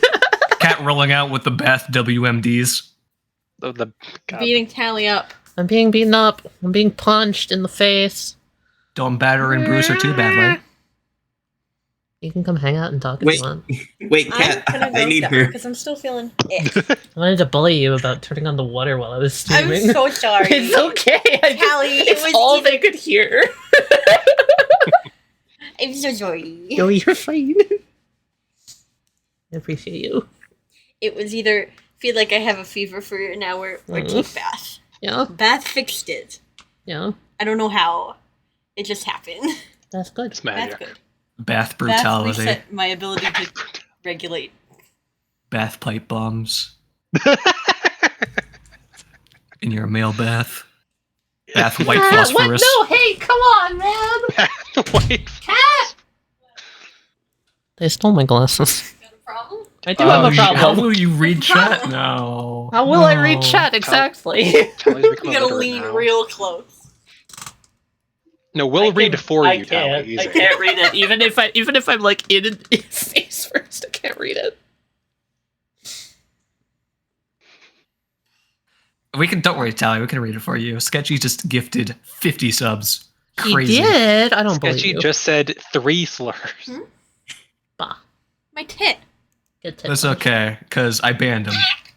And they're never Sketchy. going to No, come You back. banned Sketchy. Sketchy has been banned Huh? from the earth. Oh my Officially. god. I went down there to then Florida. banned. The UN just Don't ban commented. Sketchy. We got him. He makes too many Sketchy sense. just said 1 stew, 2 fresh bacon, 1 stew, 2 fresh bacon, 1 2 stew fresh bacon, 1 2 stew fresh bacon, 1 2 stew break fresh stew twister. 1 stew 2 fresh bacon, 1 stew 2 fresh bacon, 1 stew 2 fresh bacon, 1 stew 2 fresh bacon. That's rough. Hold on, I How need to fast go. can I do it? I need to. 1 stew 2 fresh bacon, 1 2 stew fresh bacon, 1 2 stew fresh bacon. Fuck. 3. You got 3. No, I didn't even get 3. I got like 2. Trying to make something that could be enjoyable for one of my players because he loves mechanics. However, the game I want to do is One Piece using the sentiment ruling in an epithet erase setting. He likes games with more crunch. I'm trying to think how to feel that in both systems. Yeah, that's a very good train of thought to consider. How you can really bait the hook for your players. God, I know for epithet, for if you're talking about epithet erases in like anime campaign setting, I'd say that is not going to work for trying to be number crunchy. As somebody who is currently running a game, it is number crunchy on the GM and not really anybody else. I'll say. Oh yes. Oh, don't mind me. I'm just doing something. Oh, I see. For sentiment, that is going to be an interesting one. It just depends because like what about mechanics they love, because I'm going to be honest when I say this, you can make sentiment super number crunchy or like mechanic heavy depending on what you want to do and how you want it to operate, but it's just how much work do you want to put in to do that, and are you going to do that for one of the players' gifts and none of the other ones, and you know, that kind of stuff. Honest u 2 fresh bacon. The fuck When you was call the me? space? When was the space? The fuck you call me? It's so good. Honest u 2 fresh bacon. Honest u 2 fresh bacon. Honest u 2 fresh bacon. Honest u 2 fresh bacon. Dude, I love this beat. Honest u 2 fresh bacon. I just wanted to do it for Duncan. You've made a robot to beat him at his own game. Some of these nuts sketchy. I feel like I said that I wasn't doing Soma like 5 times, but I guess we have the memory of a goddamn bee. Their brain scan, don't worry. Post-brain It's a scan. scam. Post-brain scan. Fuck. Scran brain, please. Me when my brain gets gone. Brain All that scrambled. smoothness. I can feel it rolling in.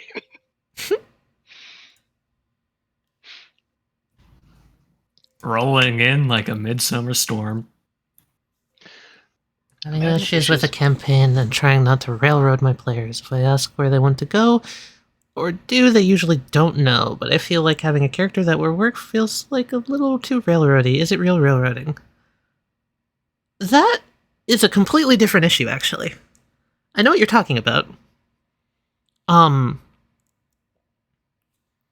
normally doesn't mean that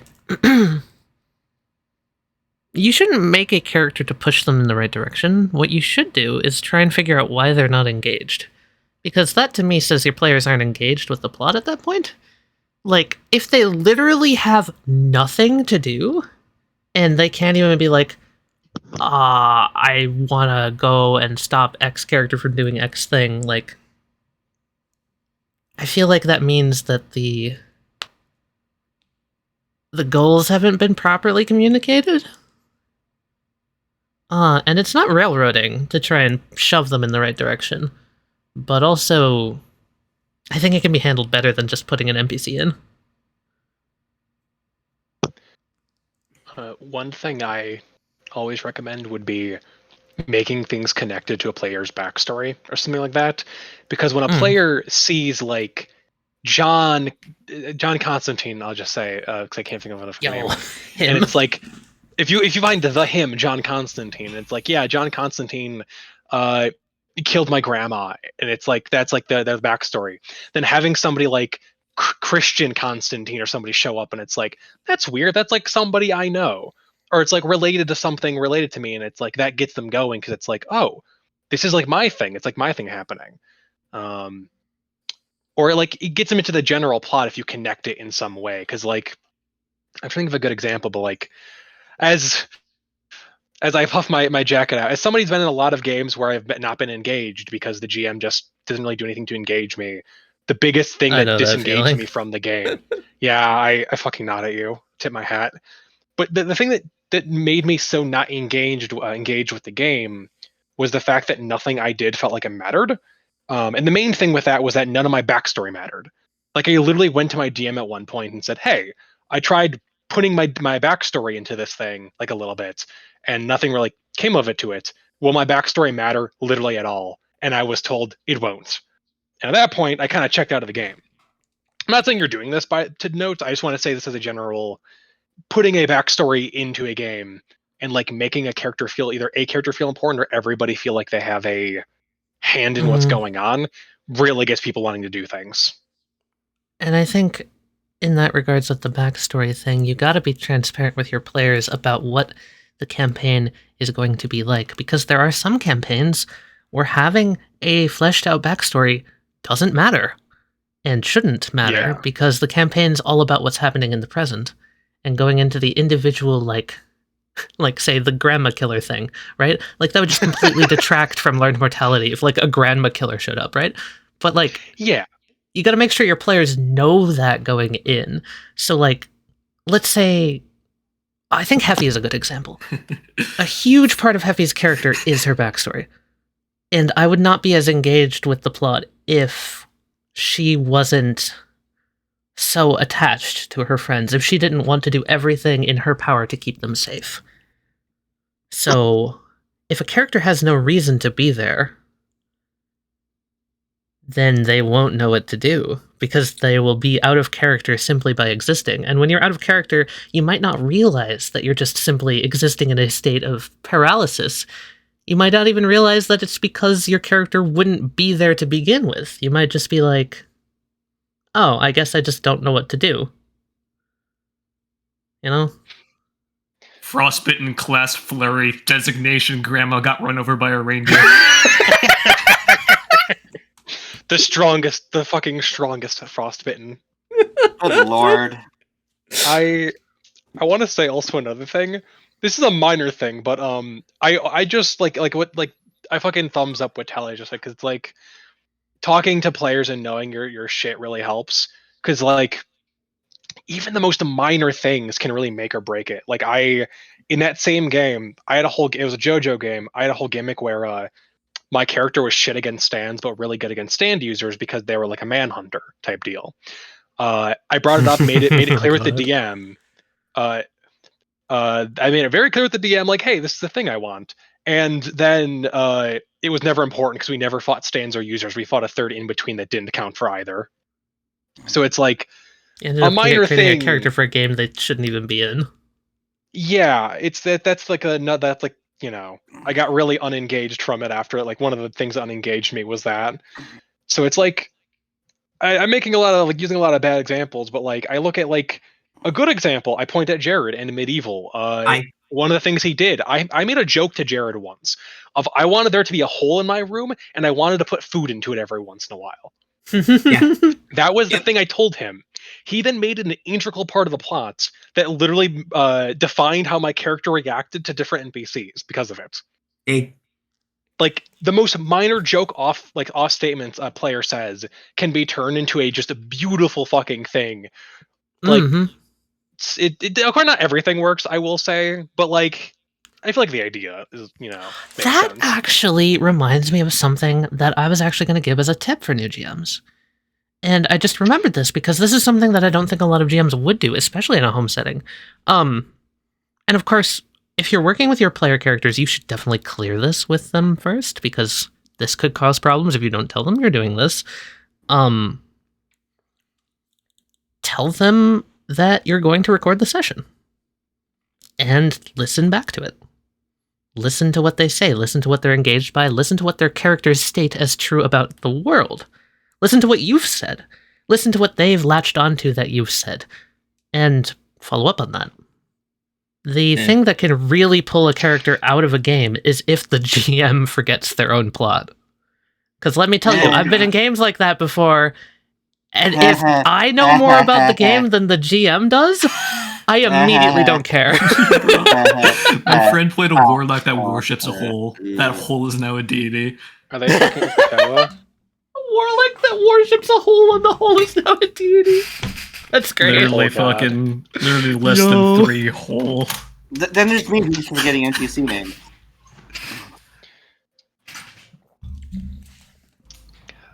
I'm thinking of Whole God. Sorry, continue. Consistency, right? Because consistency. Consistency is very important. I think, like, at least in my opinion, minor things can sometimes be forgotten. Like okay, I think it depends, because like if you forget that like your grandma got murdered, to use the grandma murderer example, that's like a major thing to forget. But if it's something like, you know, sorry, continue. No, go ahead. I was agreeing.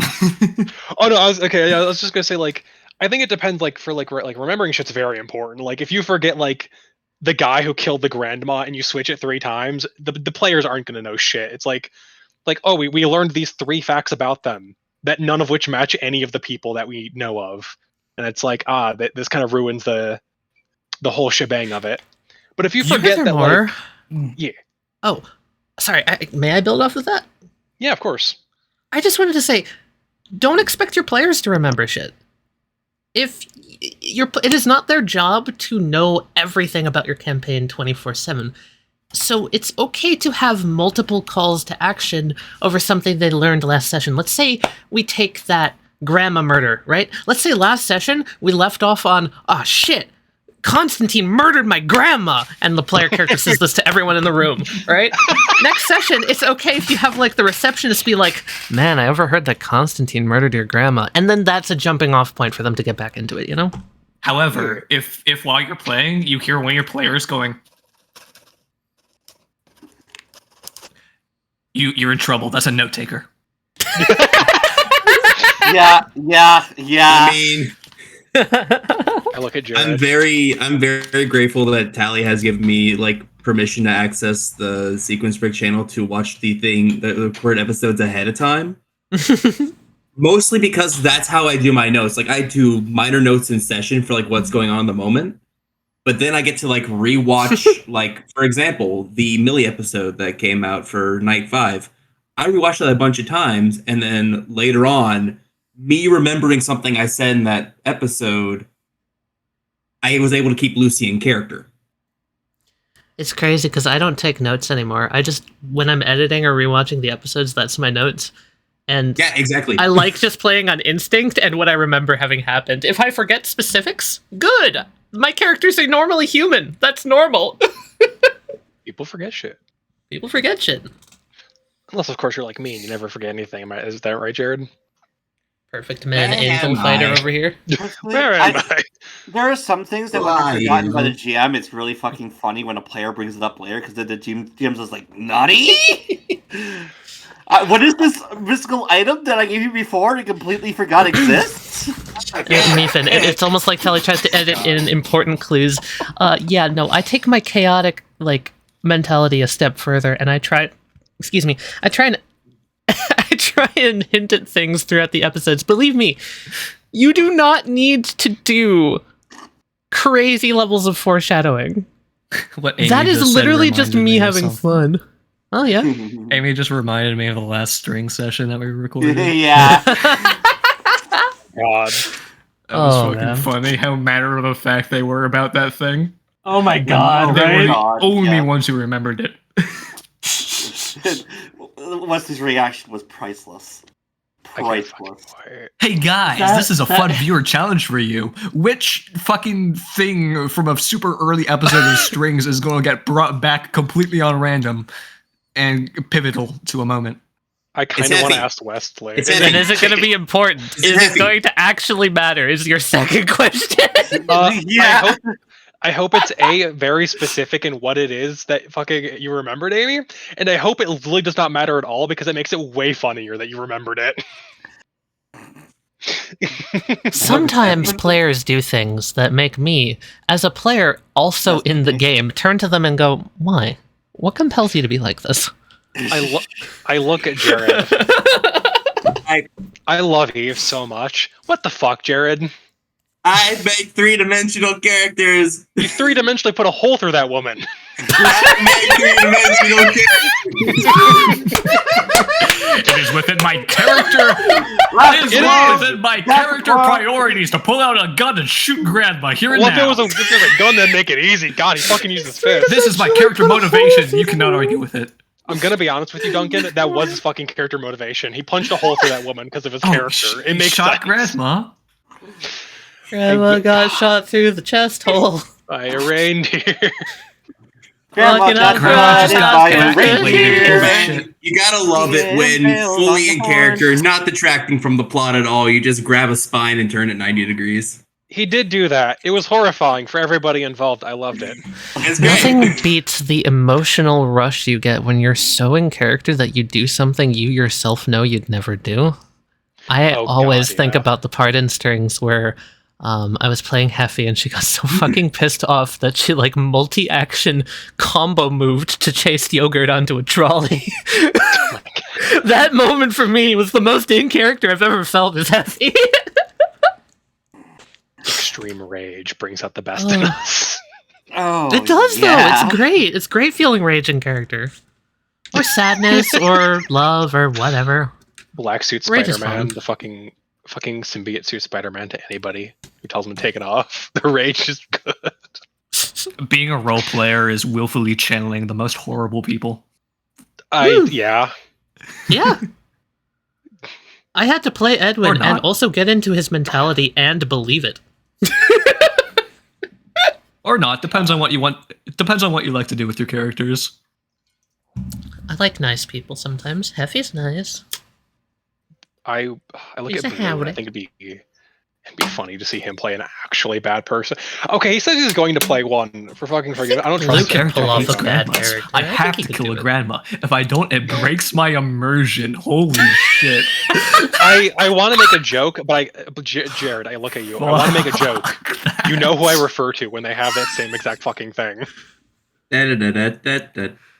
I wish I He's could shooting a fucking man's say toe off during interrogation, then threatening to shoot higher but not too high. Oh, you're gonna RoboCop him, huh? Oh God. I have to believe that money. Man, dude. I love killing grandmas. Mia.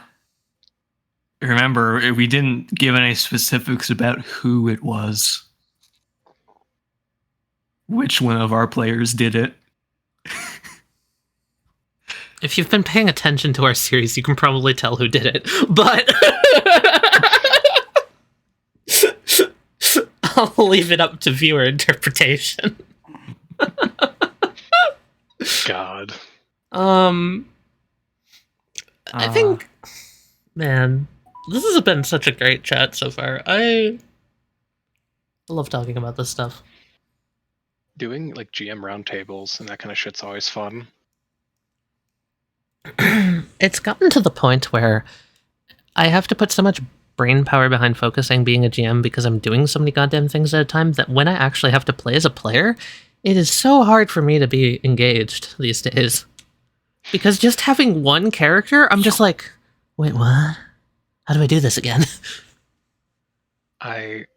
I look at like being able to play in like okay, yada yada yada. It's been a while since I've played like a good game. Playing in a fucking good game again has been so exhilarating in the opposite way for me, because for me it's like I'm so fucking engaged because the only way I can engage is with this one character. So I'm like, how the fuck do I get them to say the things I want? Like how can I learn the secret lore when this character would rather throw themselves off a building than talk to somebody? That's very interesting. Shoot. what was it? I love Is him that why so you have much. 4 in Shadow War? Maybe. I No, love you know why Randy. that is? I can tell you why I have 4 characters in Shadow War. It's really funny. Oh God. I took a background as Sinks, and it said you get 2 retainers, and I was just like, oh, okay. Amy, instead of having just NPC stat blocks, can I just make up 2 characters? And then one of my retainers became my main character when I realized I hated playing a bitch. Yeah, yeah, that's exactly how that played out. I literally was like, Amy, I'm having no fun playing Sinks. Can I just play Aster instead? And Amy was like, yeah. Also, because I personally really loved Aster and her character. I feel so much more attached to her. She has such a fun, like, I don't normally play the anime protagonist, you know? I really just get to play up that plucky energy of, I'm the good guy, we can do this, we can win. It's so infectious. She is so adorable, and I love her so much, and I hope she lives, because reasons. I also get to play a character who was, in any other campaign would be considered fucking dead on arrival with the stat rolls I got for her. Jesus Christ. I think her stat is like a 12. Yeah. Not to mention she's behind the party in levels. Yeah, but then you have Jed there to balance it out. So I've it's got all Jed okay. there to balance it out, so it's all okay. But Aster herself is struggling. Oh, Jed gives me headaches. Jed can 1v1 a mini boss. He did. Nothing, but I need to get going. Okay. Have a good. Oh, okay. Enjoy Take it yourselves. easy. I apologize for Yeah. interrupting. Thanks for popping in, Angel. I had It's fun talking. Yeah. that first boss for Shadow War. No, technically the second. It was supposed to be a lot harder of a fight, but just Jed rolled up and made it trivial. Well, a lot of Don't think mechanics that's end up getting ignored when you beat a boss in 2 rounds. I'm gonna be really controversial here. I don't think you handled that boss fight bad. I think you actually handled that great. I think the people complaining about it were only upset because they didn't get to be a part of it, and there aren't many boss fights on Shadows. I think the individual encounter was actually really awesome because it showcased the power of a single character's actions. That, and honestly, it really kind of fit what that asshole deserved. Now, It, do I think that you should have let the other people do something? Yes, but I don't think it was properly conveyed how much control we had over the scenario. And I think that's where the disappointment came from. yeah. Because, like, I said, okay, my character is going to run on ahead and get there before everyone else while they're all trying to regroup. And, you know, do what he does. He could have very easily gotten killed doing that. But he didn't.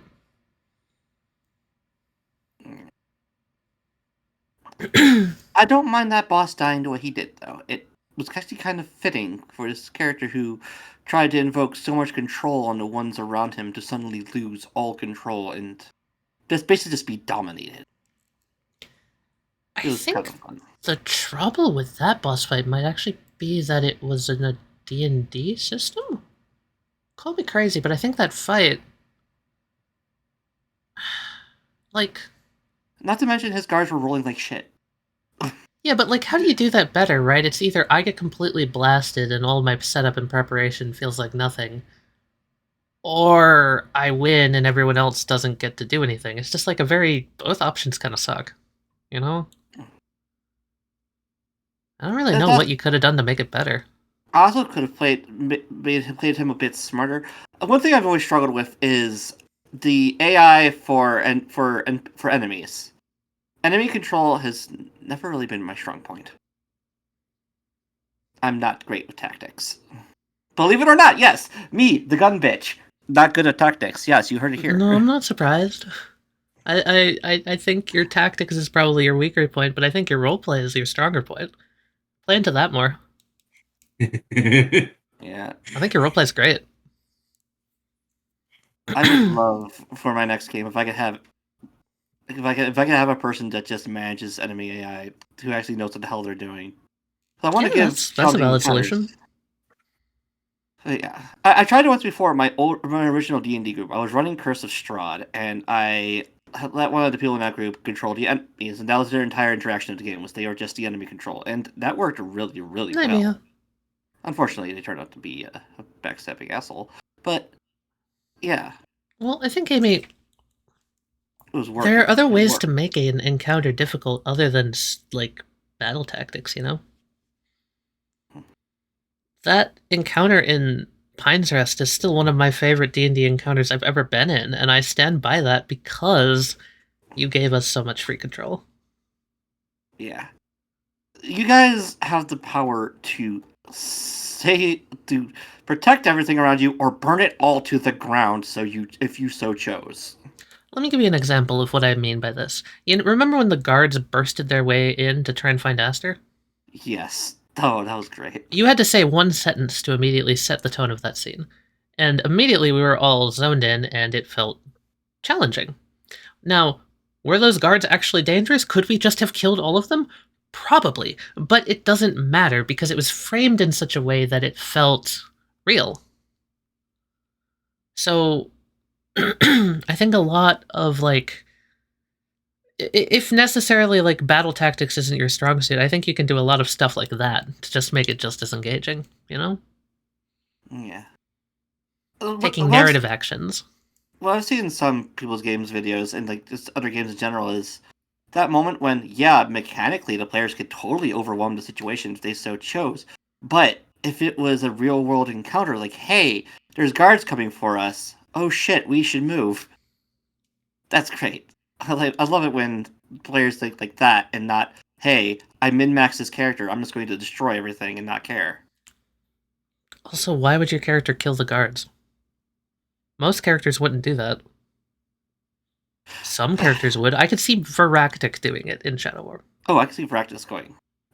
Anyone else? Jed would have to have a really hard reason. Seraphim would just leave. Karan would do it by mistake. Leothane would help out Karan. Yeah. Well, the rest of the party. Karan has been an interesting factor in my game. Karan has been a very interesting factor because that whole soul vision thing has made me have to reconsider how a lot of things in the world work because of it. Because, yeah, I could just stick to what I had, but then that would totally invalidate that ability. The Richard effect. Yes, He like does that a lot. if a character has a cool thing attached to their character, like say maybe an Order of Scribes wizard has their sentient spellbook that has someone inside of it talking to them, because completely glossing over that, or a freaking haunted one background of I can see dead people, that I see spirits of the dead. Having that just be glossed over doesn't feel good for the player. It's No, it really doesn't. little weird quirks like that.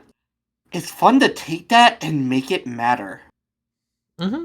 It's satisfying. It's both satisfying to the player, and it can be very satisfying to the DM. Be like, hey, I see you. I see this. You can use these features to be really cool engines to introduce a quest line or a plot line. Be like, hey, this person can see spirits. Are they actually even there? Are they just seeing things, or is this part of something greater? Did something give that ability to them?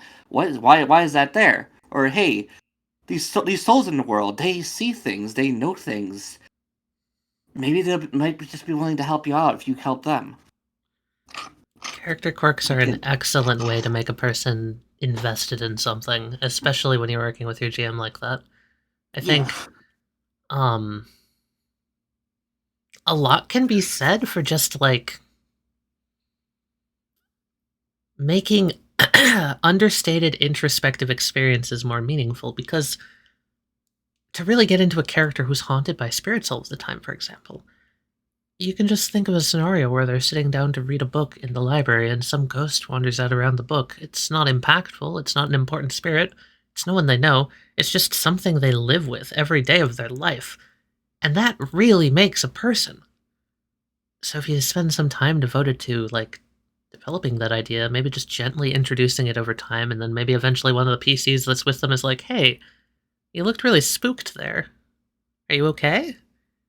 And then from there, like, oh, cool, a bonding experience for these two characters, you know? Mm-hmm. A lot of little actions can lead to bigger actions. Yeah. Sometimes even just the smallest RP moments can greatly influence a character and someone's enjoyment of the game as well. Like in a friend's game a long time ago, I played this warlock who woke up with his family slaughtered and he blames himself, and seemingly he's haunted by the spirits of those dead. And this game never finished because of scheduling conflicts, but it was coming down to the thing. It's like, hey, they weren't mad at him. They were trying to warn him that something else was going on. And it's just like these moments of like him going to sleep and all of a sudden waking up surrounded by angry spirits shouting at him, and him screaming back. And these interesting RP moments, and having your allies, your friends come wake you up, be like, hey, you're screaming in your sleep. Are you all right? Can make for some really cool moments. I think I love shit like that. that's like the key difference between what I was talking about earlier about a character's backstory doesn't necessarily have to fit into the plot to fit into the plot. It may not seem relevant, but it's very possible that the way it's relevant isn't to some overarching thing, but rather the relationships that you form with the other characters in the world.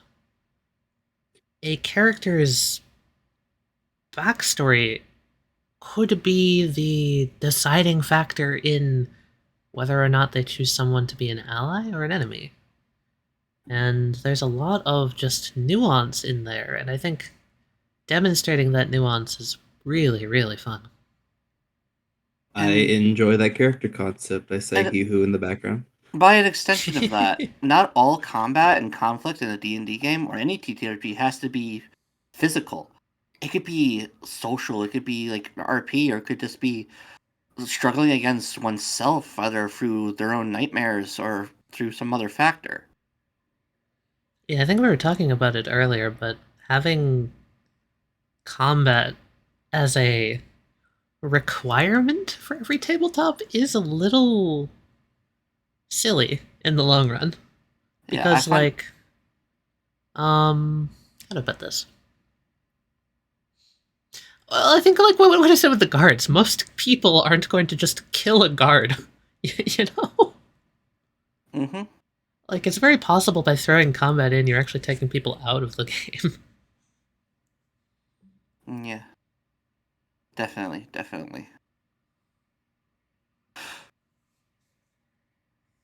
Yeah. Gotta love being a vampire hunter, or a vampire in a team with a vampire hunter. Oh yeah, that sounds fun as That is hell. good conflict. That is fun. That's interesting. That's cool. That's something that players can get invested in. Be like, hey, how are these? I feel like we're getting to work like together? really simple concepts at this point, but like, I don't know. That may be, but the most simplest of concepts can have the biggest impact on things. No, like what I'm saying is just like literally, yeah, no shit, causing conflict is how you make someone invested. Like, yeah. Conflict is interesting. Yeah, but I also don't have a whole lot to add to the conversation right now. Yeah, no, that's fair. That's why I'm just like, I think this is a little generic in a sense. I think that there's more. That's funny that you say you don't have anything to add to it, Koopa, because you have definitely done this with yogurt, adding additional conflict. Yogurt has made things very, very interesting. For at least the first parts of strings. I guess I'm just more saying, like, yeah, when it comes to discussing these things, I don't really have much more to add. And yeah, that's how that works. Yeah, that's what I'm saying. It's just like, yep. That's about all it is. Yep.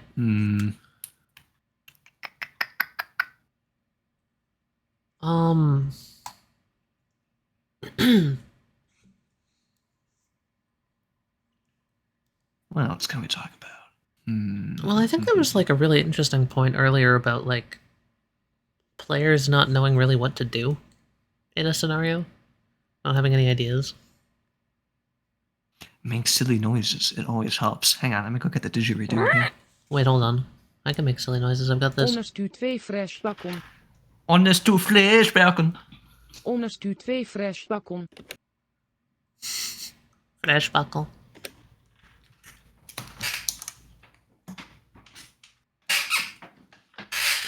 Hang on, I don't want to get it up, but I do have a paper towel tube.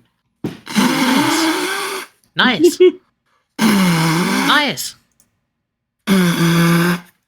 Is that enough silly noises for you guys? Yes. Are you all silly noised out? Silly noises. Woo. What do freaking people do on Just Chatting category anyway? I think that they normally like. I don't know. Do people play video games anymore, or do people just watch YouTube all day? Just thirst trap people and watch videos. I was watching some YouTube earlier. Whoa. Me And, too. yeah. How about that? That's fucking crazy. Isn't that insane? Isn't that wild? Oh well. Wait until you hear about what I was watching on YouTube. What were you Oh watching? That's where it my gets crazy. God. Did you guys see, What were you watching? listen, low-key, Mojang kind of been cooking recently with some of the Minecraft stuff that they're adding. Yeah, I haven't actually seen much about it. What are they It's doing? not like features that are going to matter to anyone who's playing vanilla, but it's mostly just stuff that I'm looking at kind of from like the perspective of like someone who's interested in doing like map making and stuff. They're adding a new entity attribute which allows you to control scale and reach and what's the other one? Step height. What is this for? This is the new Minecraft update. Oh. You can control step height? Step height, reach, and scale. So you can make mobs really, really tiny. really big if you want to. Oh my god. I have no idea how it's going to interact with some of the mobs in the game, but I'm interested in finding out. Big spider. Big spiders. It's like, if we got a big skeleton, are they going to be shooting giant arrows? That's what I want to know. Or is it going to be regular arrows? Can you make giant arrows? Because those are technically entities. Can you change the properties of the entities with that? That sounds fun. Yeah, it's using the attribute system, which I don't know how much you remember when we were messing around with like all the custom mob generators and everything. I've done a shit ton with it like 3 years ago. So No, not much. attributes are basically just custom tags that you can add on to basic entities and mobs. Those were things that would control like health and move speed and attack damage and all that.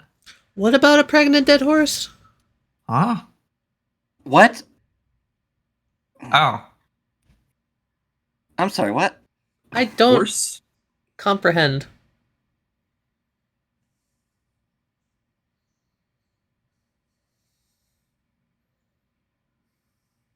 Horse?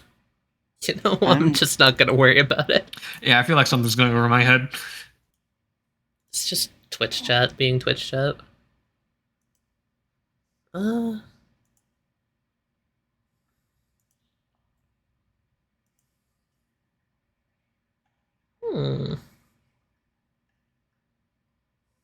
I should use my Xbox again. I haven't touched it in forever. Well, I think I've gotten my talk about tabletops energy out. Yeah. That was a fun convo. TLDR. We got sent a severed head and needed to hide it, as you do. And so I cut my guts open and hid it there. No, that was very good thinking for you. What? The cops were going to get you. As you do. I am confused and aroused. Don't be aroused to that, please. Oh my Scared. God. Scared. The mock me down is scared and scared.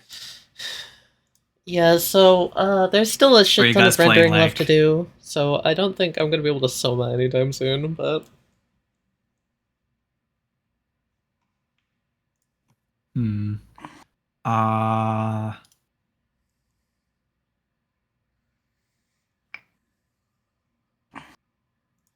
mean, I could aim for Wednesday. We could try and Soma on Wednesday. Yeah, I could probably do it Wednesday. Alright.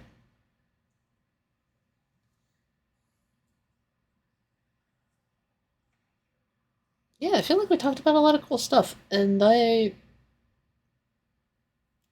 got a lot of ideas about things to just talk about when it comes to the tabletop system, because, like, I don't know, I've been learning so much just in... We'd make an awesome podcast, yeah? Interesting.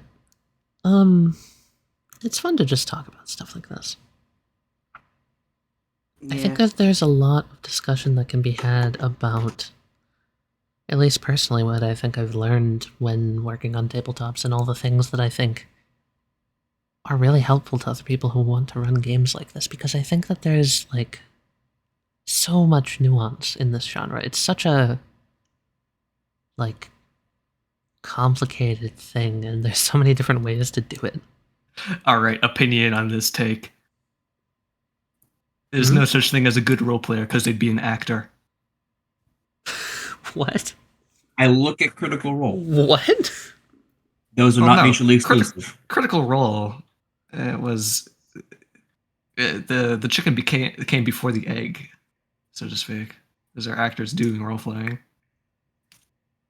There's no such thing as a good role player because then you'd be an actor. Explain, because I don't understand. Okay. I guess I gotta quit voice acting, y'all. Sorry, Jared. Damn, how dare I make three-dimensional characters?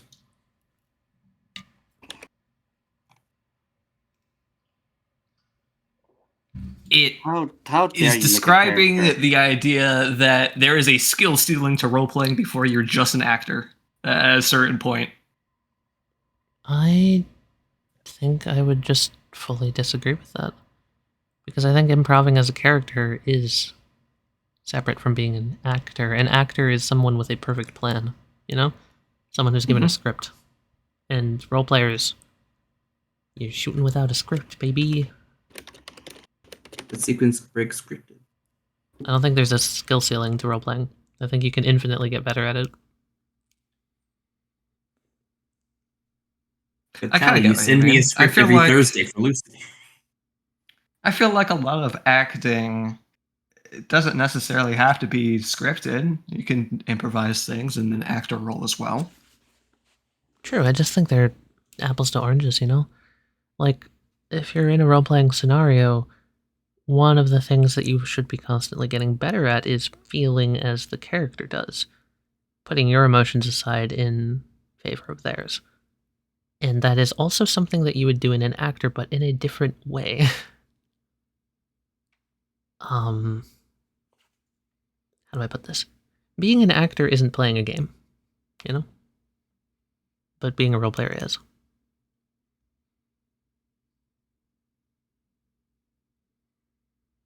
When you're acting for a film, it's not a game. You have something specific you want to portray. Mm-hmm. But when you're in a like improv setting, it's the surprise, it's the genuine uncertainty of everything that actually makes it so complex. Yeah. They're separate tenants. Mm-hmm.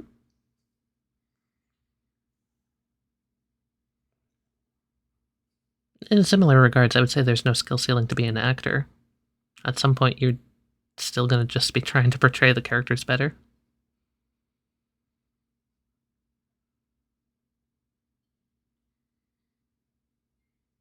Yeah, I'm not really sure if I really have the best knowledge on what it takes to be like an actor for like a movie.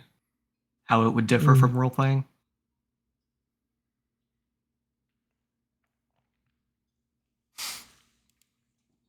I think quite a bit, at least for me.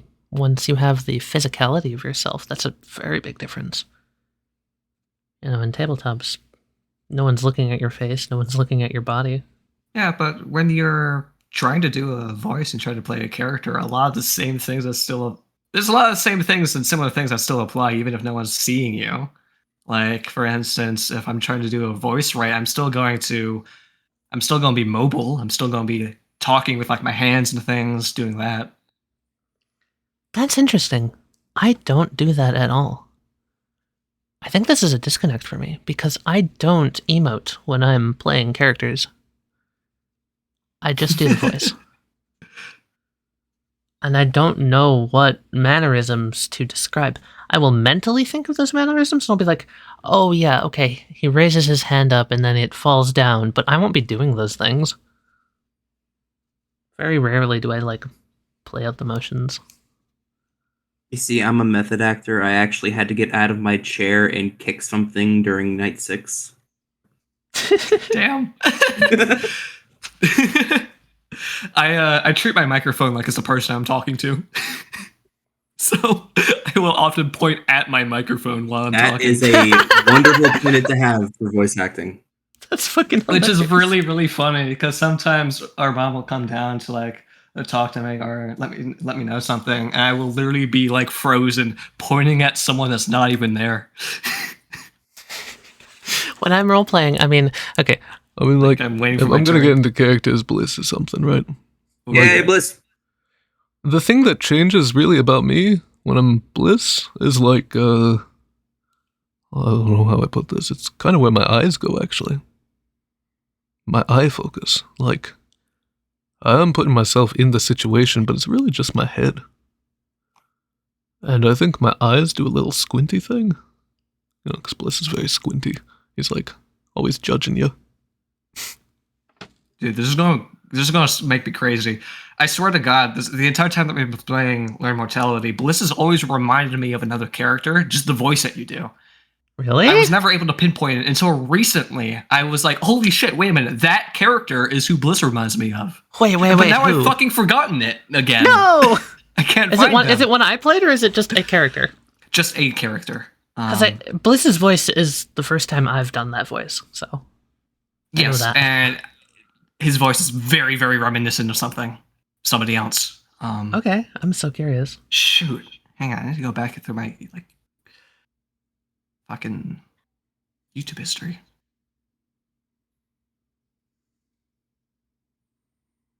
See if I can find you an example. And I could play as Anselo for a little bit. Yeah, I think a lot about how I play a character is the eye contact, and I think about how the character would be like looking around and emoting with their face. So yeah, I do a lot of emoting, but it's really just isolated to the face, you know. Isolate my face like one of your. No. Or if I'm No, playing Millie, say it, die.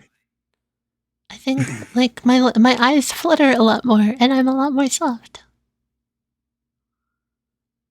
But that's just because that's how she would be, you know? That is so cute. Are you calling me Yogi fucking Bear? Are you kidding me? Are you kidding me right now? You see this guy?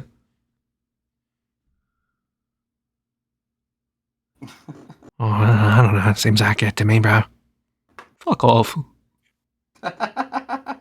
No, I see it. Oh, yeah? Okay, please explain to me how I'm Yogi fucking Bear other than the goddamn fuzz on the side of my head. Yogi Bear.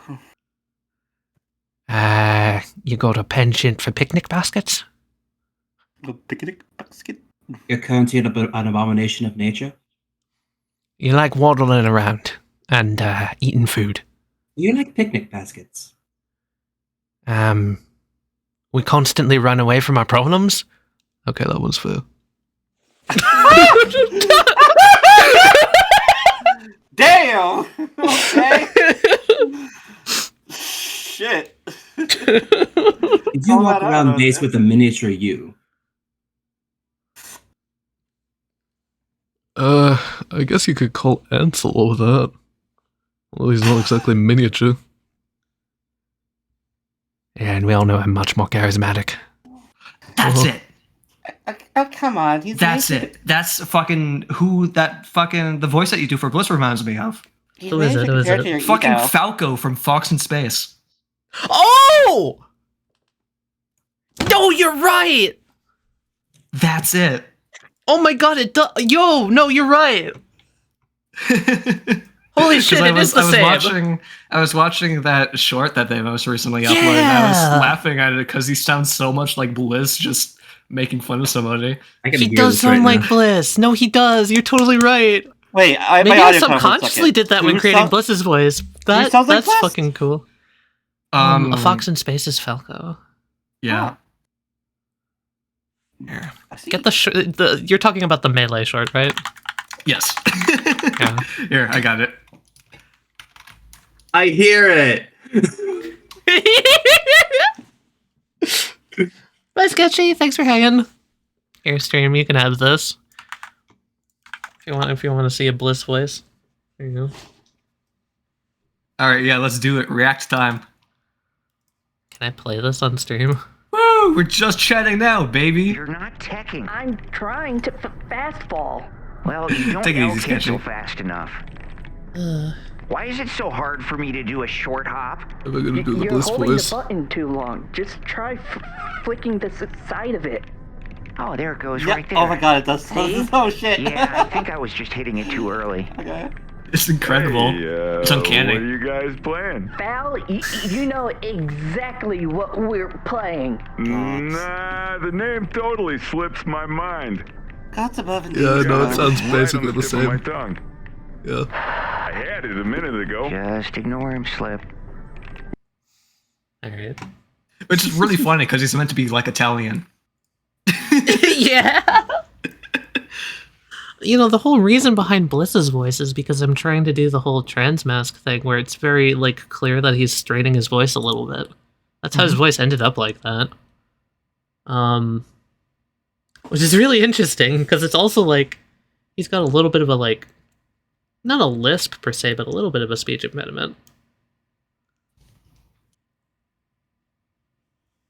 Holy shit, I'm just gonna be thinking of fucking Falco. If you start comparing me to Falco, I swear to God, man. We can both be birds. Stupid bird. I'm the great Leon. Birdie. Oh my fucking god. Anyway, I think I'm gonna end the stream.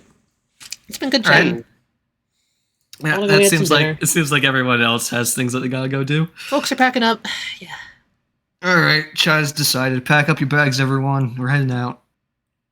Hey, and we'll be Coolio. back eventually for an actual Good game or something. Check out Learn Mortality tomorrow. Hell yeah. Hope y'all If you enjoy wanna it. If you want to hear us talk and not ramble completely belligerently at each other for like 2 hours, you know? That's my favorite part, though. Rambling belligerently? Naturally. Lucifer, I'm gonna fucking deck you. We love you all. ice pick, Lucifer. We love all of you. This, Time for you're your a lobotomy. fucking, Glorious motherfuckers. it's your fucking twig. wide. I'll still fuck it. I'll still fuck you up, man. All right, bet. I got the power of going to- Resolve Rush. Can you do that? I'm Shit-faced going to fucking motherfucker. kill you, Lucifer. Guys, guys, this is really cute, but can you take it to like another room? I'm just gonna real quick draw a wall in between you two warheads. There you go. I'm going to send you very, very deep into the fold where nobody will ever find you. Please do. Guys, the bedroom is down the hall. Go over there. Jesus Christ. Seko, he's already married. I'm married. Yeah. Also, Lucifer's not evil I won't enough. say He's not my type. Villain fucker, villain fucker, villain fucker, villain fucker.